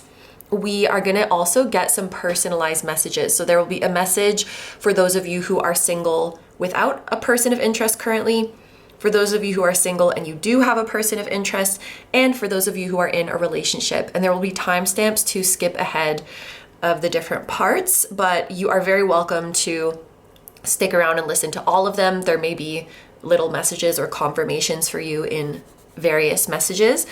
And then we are going to see a timeline of events starting, of course, from the beginning of 2026 through to the end of the year. And then we'll finish off the reading with any messages and or advice that your guides may have for you. We also have an extended reading today, which is going to start with a yes or no question of will blank happen in 2026? And the intention here is to be able to ask about a particular desired outcome that you have for your love life. But if you want to ask about a different area of your life, that is totally fine too. We'll just see whether it's likely to happen in 2026. And if the answer is no, we'll see if there's anything that you could possibly do to speed things along, or if it's just meant to happen later. Then we will see what specific time of 2026 is going to be blessed for you, what blessing will come in, and advice to make the most of it. We will also see what particular time of the year could be challenging for you in the area of love and relationships and get some advice to overcome the challenge. We will look also at the longer term future. So how does this story continue beyond the year of 2026? And we'll finish off with a message from your person, whether that is the person who's currently in your life, or if you don't know them yet, we will channel a message from your future person. So that is how the reading is going to go today. Thank you so much for being here, and let's get into it. Another thing I have to mention, you have 5 oracle cards. The other groups had 4. And there's another number 5. The reason for that is because when I was shuffling, this card was mixed in with a different deck. And when I shuffled, it came out. And I was like, huh, that's not from this deck, but I guess it was meant to be here, so we'll keep it. So yeah, you have 1 extra card. The overall theme for my group number 4 is in love. Oh my God. Look at the number on this card. What is happening? Have my group number 4s been seeing like relentless angel numbers or like the same number over and over again? Cause that's kind of spooky. Anyway, number 55, fullness. And look at the 2 birds flying together. Your overall theme is massive changes and union, for sure. This is, I know this sounds like the title of a clickbait video, but this is the year where everything changes, group 4. It just simply is. We have Chiron, hurt and heal.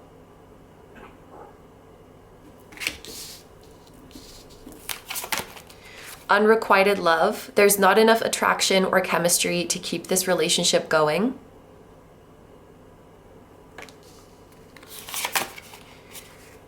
Into me I see. This is the extra card that came out. And then we have protect your home. Osilaris, clownfish. Take care of your sacred spaces. All right, so this is definitely a year of healing and opening up again. I feel like there is someone in your life or someone about to enter your life who's kind of facilitating this process of cracking your heart open again after heartbreak. 1111, as I said that. So it's confirmed. I think it's very telling that we have this Chiron card that says hurt and heal. And right after that, it says unrequited love. So I think that if this is your group, you have likely been hurt by a situation where you had feelings for someone and they did not return those feelings. Or you could have, okay, yeah, for some of you, this could have been a situation where you were longing to be in a relationship with someone, like pining, I think is the word. Just really longing for them, and then they ended up rejecting you or not returning the feelings. For some of you, you could have actually been in a relationship with this person, but it was very clear that you cared more, or you were more loyal than they were. You were more serious about it than they were. Like, you were really rooting for it and working for and fighting for the connection more than they were. So this unrequited love could be talking about an imbalance where you were really in it and you were really invested and you really wanted to make it work, and the other person just didn't, or maybe they just never cared in the first place.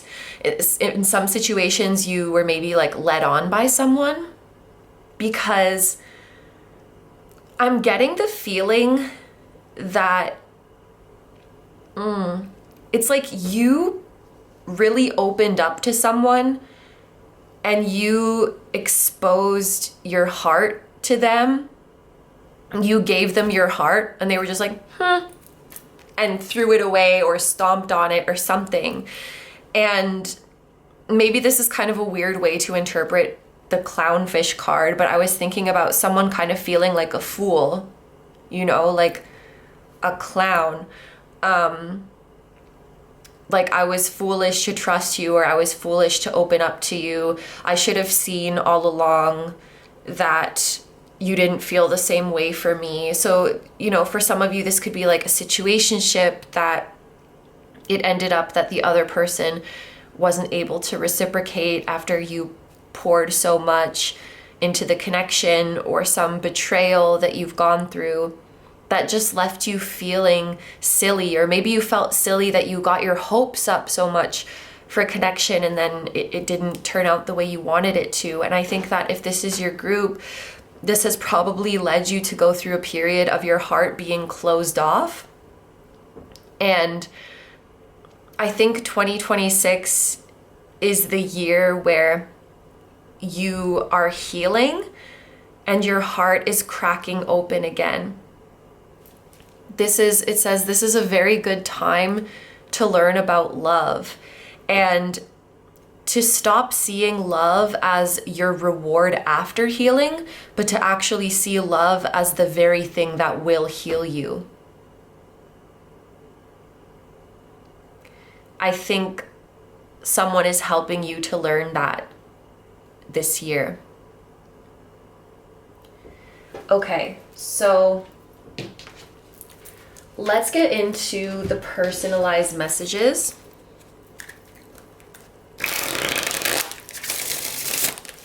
I'm going to put the timestamps up for the different groups here, and they will also be down below so that you can click on them.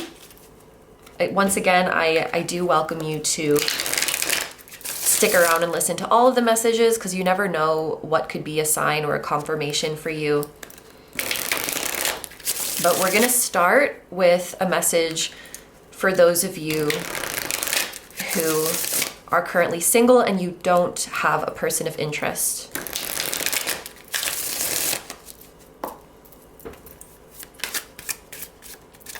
If you're single and you don't currently have a person of interest, what can you expect in the year 2026?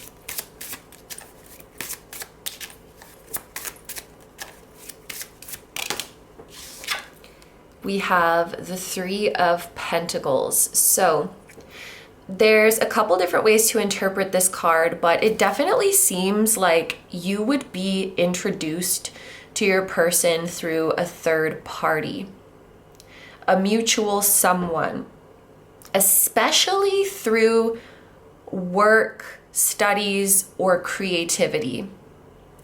I feel like the Three of Pentacles in this deck is really sweet. It does have a little bit more of a relaxed and playful energy compared to some other Three of Pentacles cards.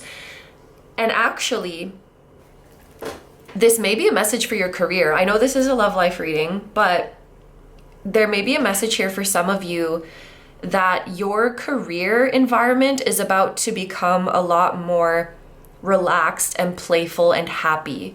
So this will especially be a message for those of you who feel like your work situation or your work environment is very stifling, or you have a boss or coworkers or clients who are just like, they lack imagination, they lack whimsy, they're kind of just like very uptight and strict, and you just don't have fun with them. Like if your work situation feels like very just dull and boring at best, which that's a crazy thing to say, boring at best, but like stressful at worst, that's going to be changing, and work is going to become something that you genuinely enjoy, whether that's through a job change or just working with different people, working in a different company that has like a different work culture. I feel like that area of your life is going to get a lot more fun and allows for creativity and play. That's what I feel with this particular Three of Pentacles. And I do feel like you're going to meet someone through work or through your creativity, through a creative project, through collaboration, it feels like something that is technically for work, but it feels fun. Okay, this is just one example coming to my mind to illustrate the energy, but I've heard of these things called like songwriting camps. I don't know, I feel like they do them for A-list musicians where like a bunch of songwriters will just like meet in a house and like brainstorm ideas together. And you know how you'll often see like 10 people credited on a song? It's like that kind of thing. Like a bunch of people just gather in a room and share ideas. And it feels like there's something like that that's going on. It may not be such a large group of people, but it feels like some kind of session where people are collaborating, where people are brainstorming, or some work event, but the purpose is to like have fun and mingle. I don't know, maybe it's a work party, or maybe your field of work is just inherently related to fun and creativity, and things like that. But yeah, I hope that all of that made sense. It feels like you would meet someone through your career journey or through your creative journey, and you would meet them in a fun and pleasant environment. And this kind of fun and pleasant energy is just gonna make its way into your work life in 2026. And ironically, it's gonna make you more productive. When you stop making that the goal, you actually end up being more productive. Yeah, and definitely at some point down the line, I feel like you are going to create or collaborate or work with your person too.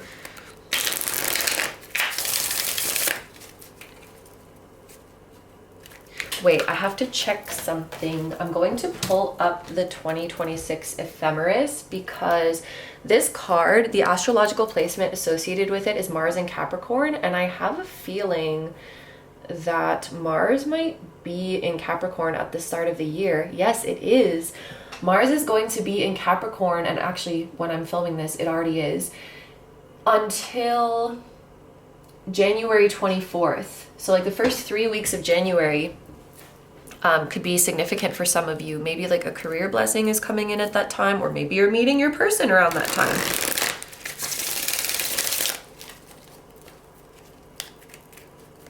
If by the time you're watching this, that time has already passed, don't worry about it. The number 3 here, we're just saying the first 3 weeks. So like a period of 3 weeks or 3 months maybe could be significant to you.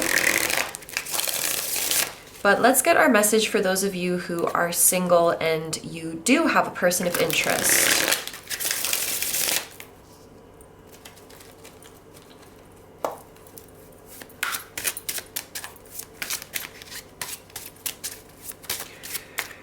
I heard the word bouncy or like bouncing. Ooh, there's a Tinashe song called like Bounce or Bouncing or something. I'm gonna have to listen to that when I'm done because I haven't listened to it in a long time, but I just remember it's very good. Okay.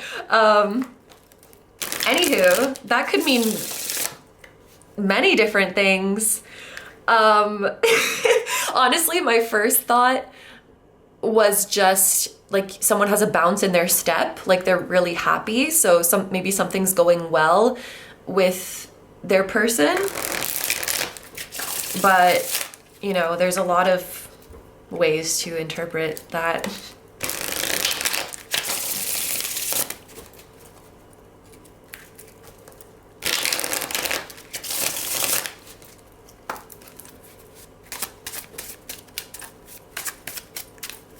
For my group 3s who are single and do have a person of interest, what can they expect in 2026? Holy crap.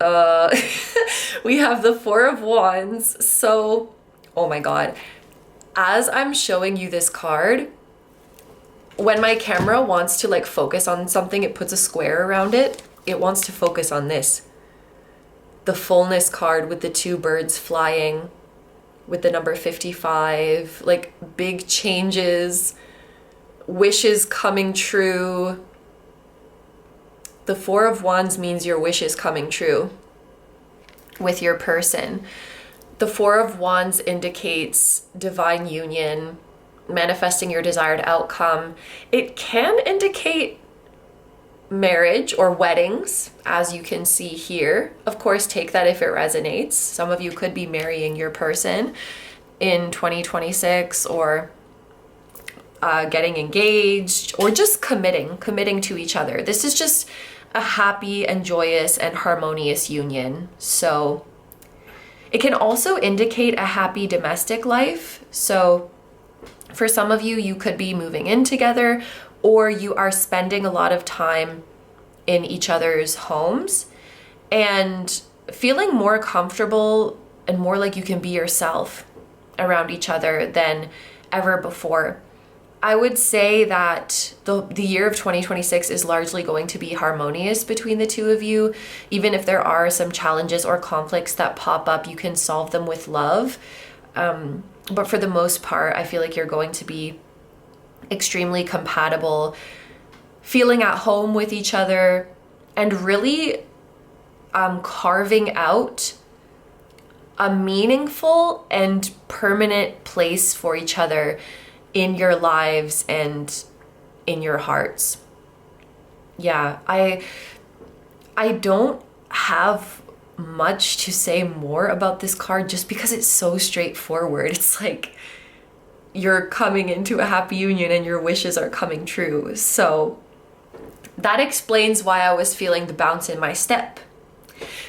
Now, this card is associated with the astrological placement of Venus in Aries. So I just want to see, I have my ephemeris open here, and I just want to see when that's happening in the year 2026. Something that just happened when I was scrolling and looking for it is I accidentally scrolled past it because I thought it hadn't happened yet. And then I was like, wait, did I miss it? And I went back. So I don't know why, but this is giving me the feeling of someone felt like the universe skipped over them or forgot about them and didn't give them their blessing. So maybe this is something that feels really long overdue for you, something that you've been waiting for a long time. And when you manifest this, the universe is almost saying, like, I didn't forget about you. In fact, I was preparing this the whole time. You thought I forgot? Come on. Something else coming through now. I'm just thinking about the Venusian energy of this card. I think it's like enjoying, and again, you can take this in many different ways, enjoying sensory and sensual pleasures with your person. And actually, the first thing that came to my mind with this was food. Like enjoying really good food with your person. I kind of imagined you going to a lavish restaurant and eating expensive food and, you know, enjoying the finer things in life together, enjoying some things that are, you know, kind of luxurious, kind of high end together. And then, of course, you know, sensual, sensory pleasures can also talk about your sex life.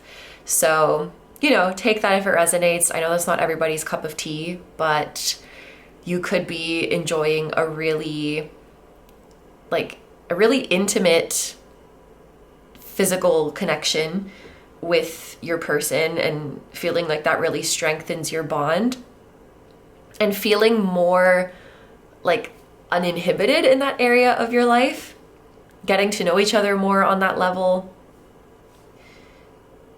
Maybe adventuring a little bit in any way you want to, in any way you feel comfortable to. I'll just leave it there because that's going to be super personal for everyone. But anyway, back to the astrological transit of Venus and Aries.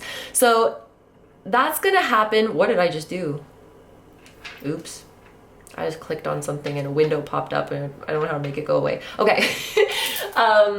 You see, you have me flustered now with your sensual energy. Okay, so the transit is starting on March 7th until March 31st. So like most of the month of March. The month of March could be significant for you. But now let's move on to our last message, which is those of you who are already in a relationship.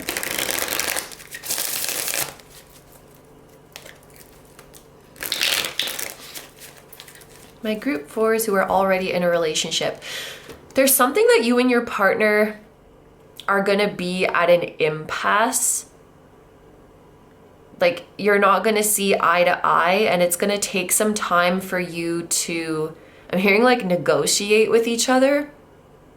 The example that I'm seeing is like, just an example, right? But you and your partner are thinking of moving, and like you want to live in one area and they want to live in a different area. Or it feels like a decision that you're making together about the next chapter, but what you want and what they want is kind of different. I don't see you fighting or anything like that. It's more, well, this is kind of a pickle. Like, we should find a way to compromise.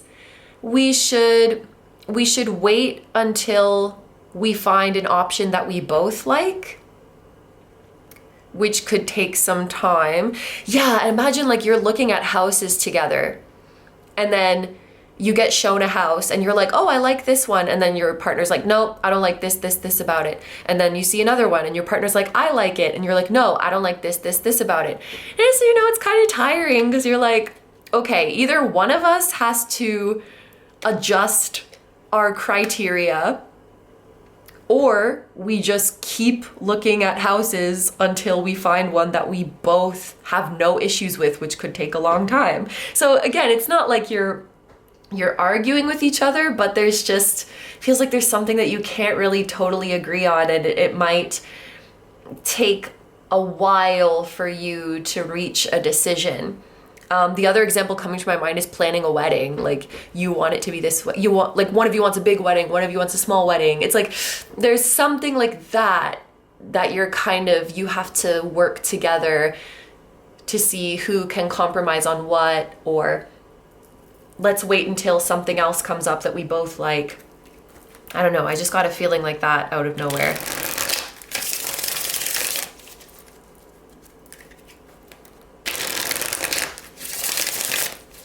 Okay. My group number fours who are already in a relationship, what can they expect in the year 2026? Oh, we have the Ace of Pentacles. So I literally just want to say money. Honestly, all of these are kind of giving abundance and prosperity. So, and now I want to say, don't judge a book by its cover, because your card in the intro was the Five of Pentacles, which seems like it would be talking about lack, but actually there's a lot of abundance in your reading. Yeah, you can expect money coming in for you and your partner. You can expect you and your partner to go through a sort of lifestyle upgrade. This may be a year where, you've been saving up for something and now you finally feel like you can afford to make the lifestyle changes that you want to. For some of you, perhaps you can finally afford to go on a trip that you've really wanted to go on with your partner. I think that one or both of you could be getting a new job, getting a promotion, getting a raise, manifesting some goal of yours when it comes to your career and finances. One or both of you could be going back to school also to get more qualifications so that you can have like a higher paying job. That also just came to me. But, oh, okay. See, that kind of makes sense with that message that I channeled before, because this doesn't just seem like a little bit of money coming in. It seems significant to the point that you're like, okay, we have a lot of extra money now. We have to decide what to do with it, because we've reached the place where we can upgrade our lifestyle, or we can make this big purchase that we've been thinking about making. So, and all of the examples that I was talking about, like buying a house, having a wedding, those are all things that cost a lot of money. So I think it has something to do with that. So it's a blessing, right? Because you're upgrading together, But what we do with this new abundance, it will take us some time to figure that out.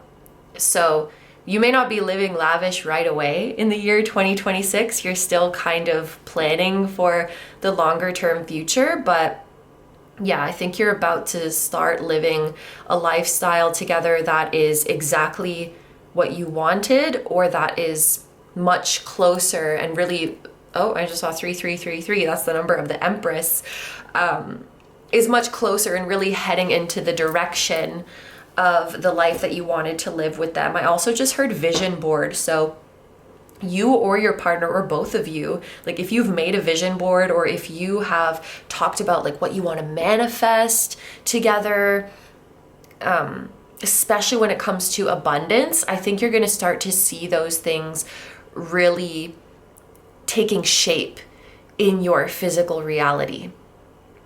So the things are coming in, and now there's, new decisions to be made, and I want to say figuring out the logistics of stuff.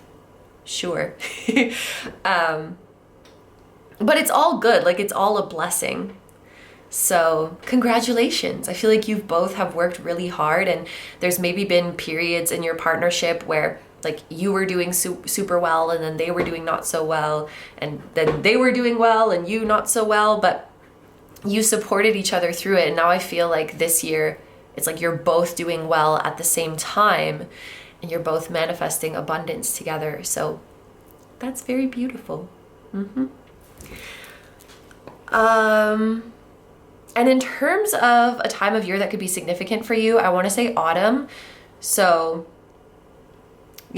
if you're in the southern hemisphere, that will be, is it March, April, May? I think so. If you're in the northern hemisphere, that will be September, October, November.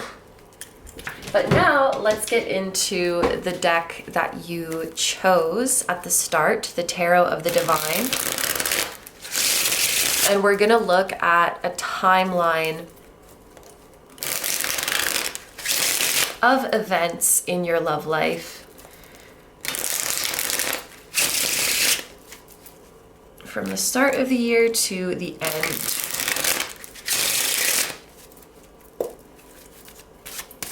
What's going on for my group number 4s in their love life? We're starting with the Devil.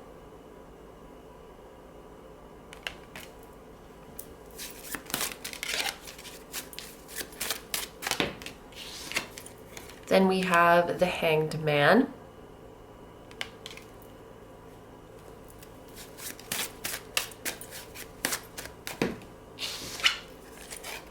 We have the Six of Coins.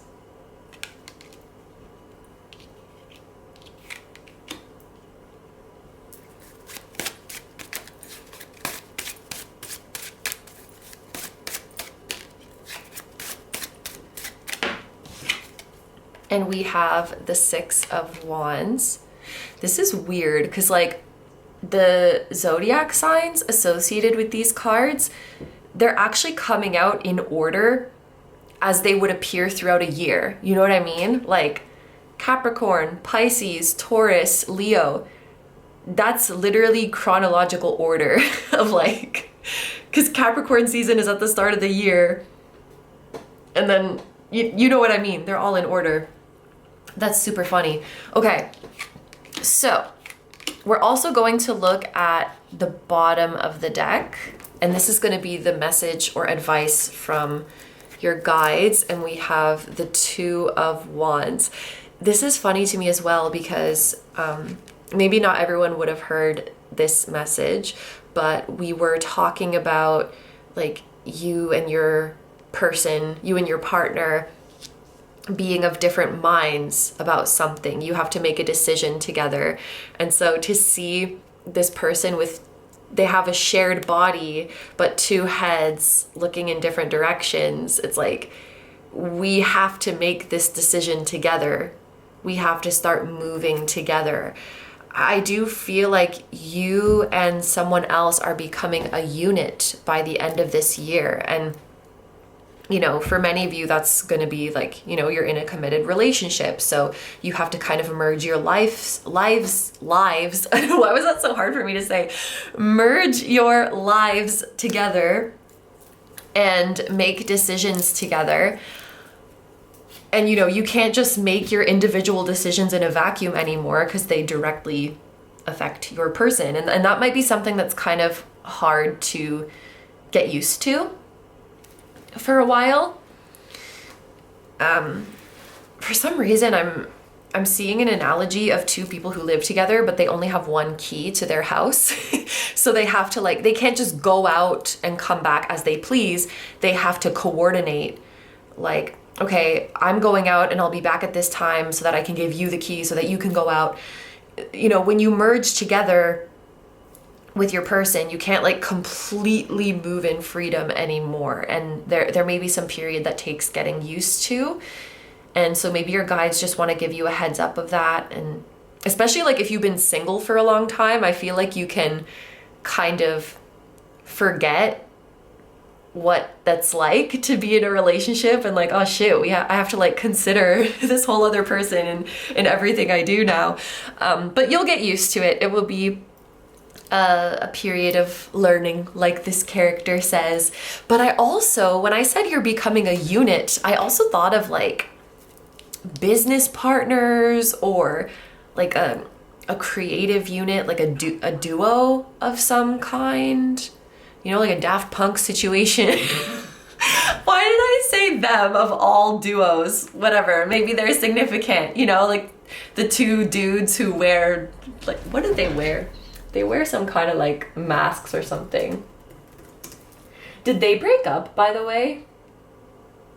For some reason I felt like they did, but maybe that was just a bad dream that I had. They're from Paris, active from 1993. But yeah, they both wear masks.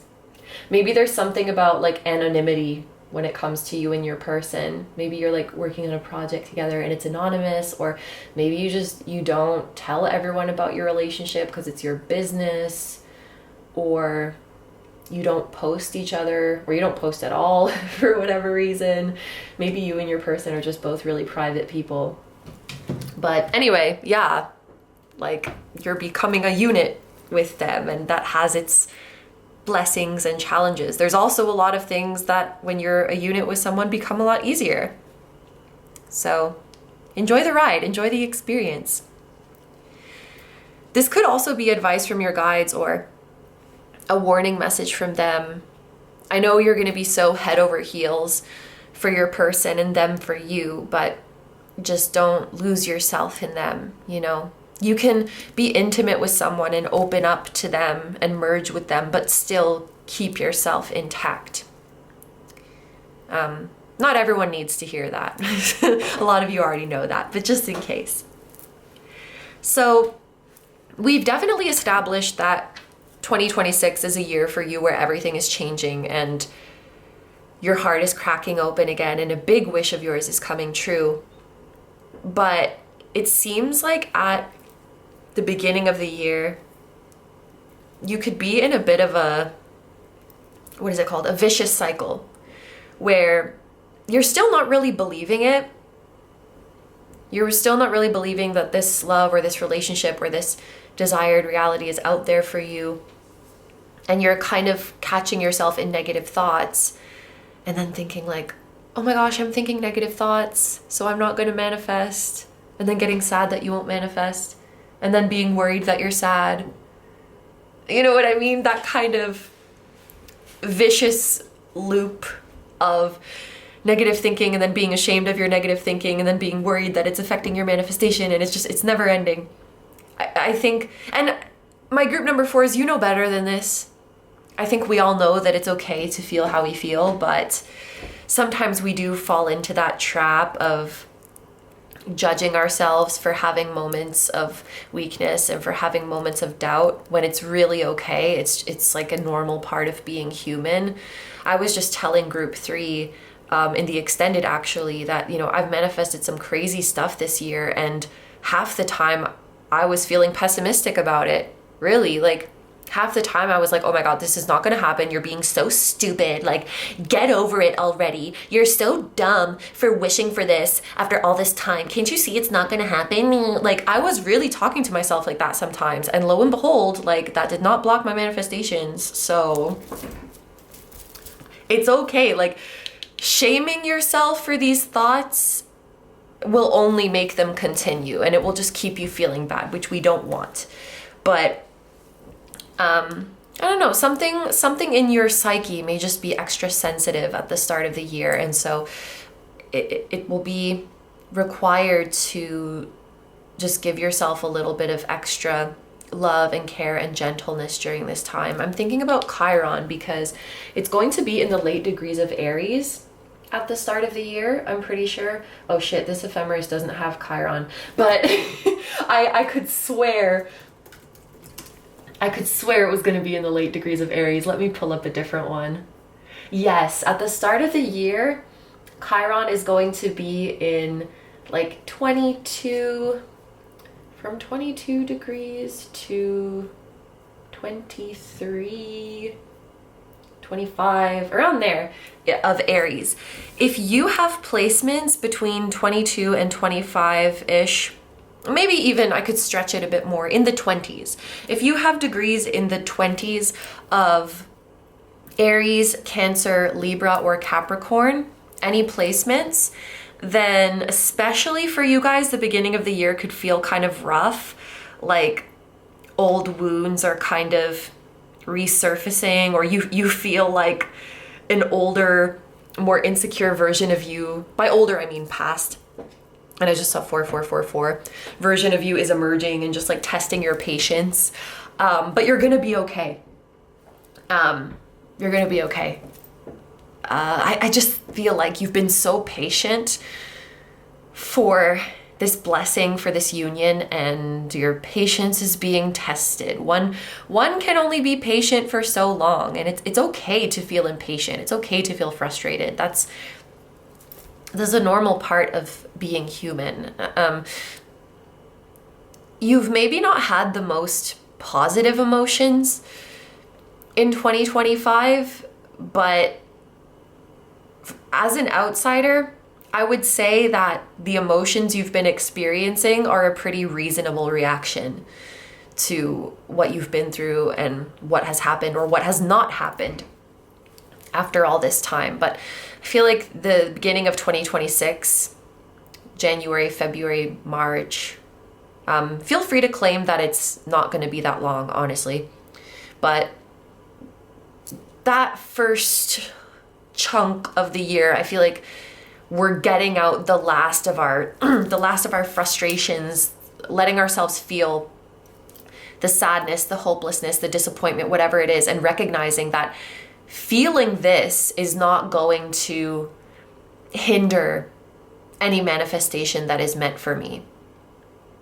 If I have to deny how I truly feel to receive a manifestation, then I don't want it, you know? Like, we need to trust when something is meant for us, it will be resonant with our most authentic self, even if sometimes that looks like us being angry or sad or impatient or frustrated or hopeless or, in very heavy finger quotes, low vibrational. Because your manifestation, the life that was destined and designed for you, is a vibrational match to the authentic you, not to the fake forced positivity one, because that's not you. And your desired reality is for you. So, end of story.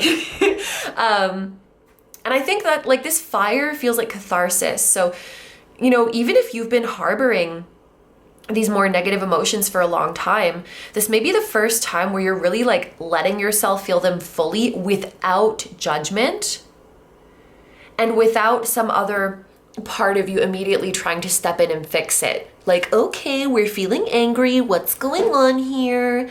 Let's do shadow work. Like, no, like fuck that for a moment, just for a moment. And let's just feel the raw emotion. That's what I feel with this fire. So This is like your time to just let out all of your frustrations, you know, maybe from previous relationships, like people who have done you wrong. It's okay. It's okay if you're still angry at someone. It's okay if you haven't forgiven someone. It's okay if part of you is still hoping that something works out. It's okay. Let yourself feel everything. Let yourself purge everything without stepping in to judge it or decipher it or fix it.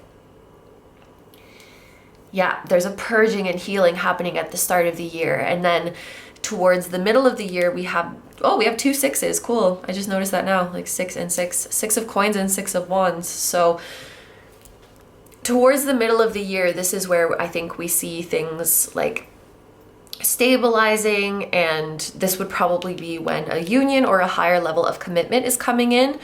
One of my personal 6 of coins interpretations is soulmates. You don't really see it in this deck, but like in the Rider-Waite-Smith deck, the 2 people on either side of the 6 of Pentacles look exactly like they're dressed the same as the people in the 2 of Cups. So I don't know, feels like a different iteration of the 2 of Cups to me. Soulmates coming together, being facilitated by a spirit guide. That's like my little personal interpretation of this card. So your guides are going to be bringing you and your person together in the physical realm, if they haven't already, in the year 2026. And it's time for a new era in the material world. So for those of you who haven't met your person yet, I would interpret new era in the material world as they are physically appearing in your life, and you're going to be meeting in person. You're going to be interacting with each other in the physical realm, not just in the astral realm, not just in the mental and emotional planes, but like here in the physical realm. You're going to be seeing each other. I just heard you're going to have a routine. So you're like seeing each other for certain hours of the day or certain times of the week, which definitely feels like you're working on something together. Or you're just very organized people and you schedule your quality time. But you're going to be seeing each other on a regular basis. If you already have your person in your life, I would say that this new era in the material world could be talking about a next level of commitment, or you and your person manifesting abundance together, which we talked about a lot in this section of the reading with the Ace of Pentacles. I'm tasting salt and vinegar chips, which there is probably not a spiritual meaning of salt and vinegar chips, but they are delicious. So I wonder if that's like someone's favorite chip, but they're so good. Miss Vicky's salt and vinegar chips are so freaking good. I think the States has Miss Vicky's too, but the packaging looks weird. The Canadian one looks better. But spicy dill is the best one. Anywho, moving on.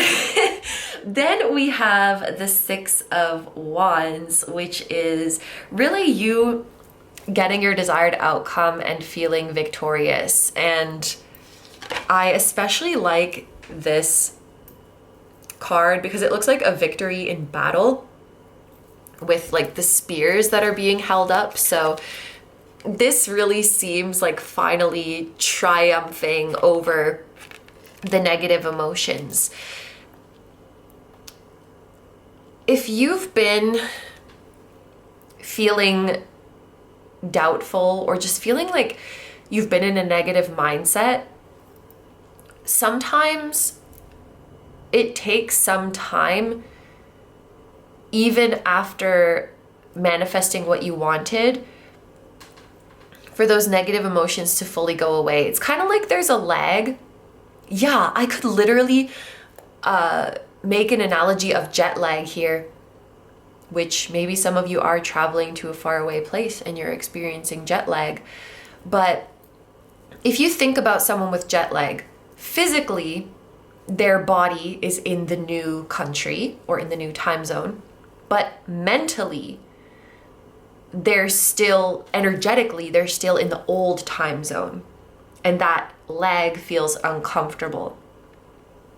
So I do feel, this is a heads up for my group 4s, that yes, your manifestation is coming in, but please be patient with yourself for your mental and emotional bodies to catch up with the new reality. Because I feel like there may be a period where you are physically in the new reality, but mentally and emotionally, you're still kind of lagging in the old reality. And it will take some time for you to get used to, this is my new reality and I'm safe here. So this makes sense because you're in this like new healthy partnership. Maybe this year is the year you realize like, oh my God, my soulmate actually exists. My soulmate's actually a real person and they're actually here. And it might take some time for your mind to catch up and adapt to that fact. Or, oh, this like trustworthy, loyal person does exist and they're not going to hurt me and I'm in good hands with them. It's like taking time for you to really internalize the new truth in the new reality. Another example that's coming to my mind is someone who has lived their whole life in poverty and then suddenly they become wealthy. So in the physical reality, they have all this money, but they may be scared to use it because you don't just immediately change your mindset. And I'm like, yep, I'm safe now. I'm secure now. Like that takes some time to adapt to. So I think your guides want you to know, like, you are safe. This physical manifestation, it's locked in. It's here to stay. And please don't beat yourself up if it takes some time to really believe it. You know, there may be a period where you get your manifestation and you're like, oh my gosh, like, is the universe going to pull the rug out? And there's no need to feel like bad or feel guilty about those thoughts. It's normal and your mind will adapt. It will be okay. And I feel like this Six of Wands indicates the moment where you finally like claim the new reality. So you receive the new reality, you receive your wish. You still feel a little bit like, like, I don't know if this is here to stay. Is this real? Like you may kind of be in disbelief. And then this is you at the end of this timeline going like, hell yeah, it's real. Hell yeah, I manifested that and this is my life now and I claim it confidently. And it's here to stay. And then love is here to stay. Oh, that's such a good song. We could never be separate entities moving in our own ways. That's such a good song. It's called Here to Stay. Maybe I'll link it. Also, I just saw 5555. There's that 5 again. So yeah, needless to say, by the end of the year, I mean, a lot is changing. A lot is changing for you in 2026 for the better. And actually, honestly, the fact that you're able to adapt to this new reality and really claim it and be like, hell yeah, this is my new reality, and leave the past traumas behind, like, that's kind of badass. And I think that's just a testament, like when you have true love, it can heal so much and it can heal so powerfully. And yeah, this is you like rising to the new reality and claiming it and really starting to enjoy it. I know that I have mentioned this song in a reading before, but it's the song by Tom Jones where he's like, help yourself and then let's really start to live. That's you. Like, you're gonna really start to live in a carefree way by the end of this year. Like, thank you, universe. You had my back all along. You really did. I'm so happy for you, group 4. Okay, so we're gonna move into the extended reading now, where we're gonna answer a yes or no question of your choice. Then we are going to see what specific time of the year is going to be blessed for you, what's gonna be happening there. and what specific time of the year could be a bit challenging for you and how you can overcome that. We'll look at the longer term future beyond the year 2026. How is this story continuing? And we'll also get a message from your person. So whether you've met them yet or not, we are going to be channeling a message from them. So if that sounds good to you and you'd like to join me in the extended, it's going to be linked down below in the description as well as in the pinned comment. There will be different options for what platform you can watch it on, so feel free to meet me wherever is convenient for you. And there's also options for one-time purchase, so just this reading, or monthly membership, which gives you access to all of the extended readings every month. If you are considering a membership option, I just ask that you carefully read the description of all the different membership levels so you know exactly what you're getting. But I'm super grateful to everyone who considers that option. If you're going to leave the reading here, thank you so much for letting me do this reading for you. I hope you have a wonderful day or night whenever you're watching, and I wish you all the best. Please take good care of yourself, stay healthy. Don't forget to like, comment, and subscribe if you feel like doing that. If you enjoy my content and you'd like to find me elsewhere, I'm going to have linked down below my tarot reading Instagram, my personal Instagram, the memberships where you can watch all of the extendeds. There's also a level where you can watch full-length pick a card readings, and my music channel, which includes the intro song of this video. That is an original song. I'll also have my latest release linked down below. Thank you guys so much for supporting me, my channel, and anything I do. I really appreciate having you here, and I'm sending so much love to you, your higher self, your person, their higher self, your spirit guides, your spiritual teams, and all of your loved ones, both here on Earth and in the other realms. And I will see you guys in the next one. Bye-bye!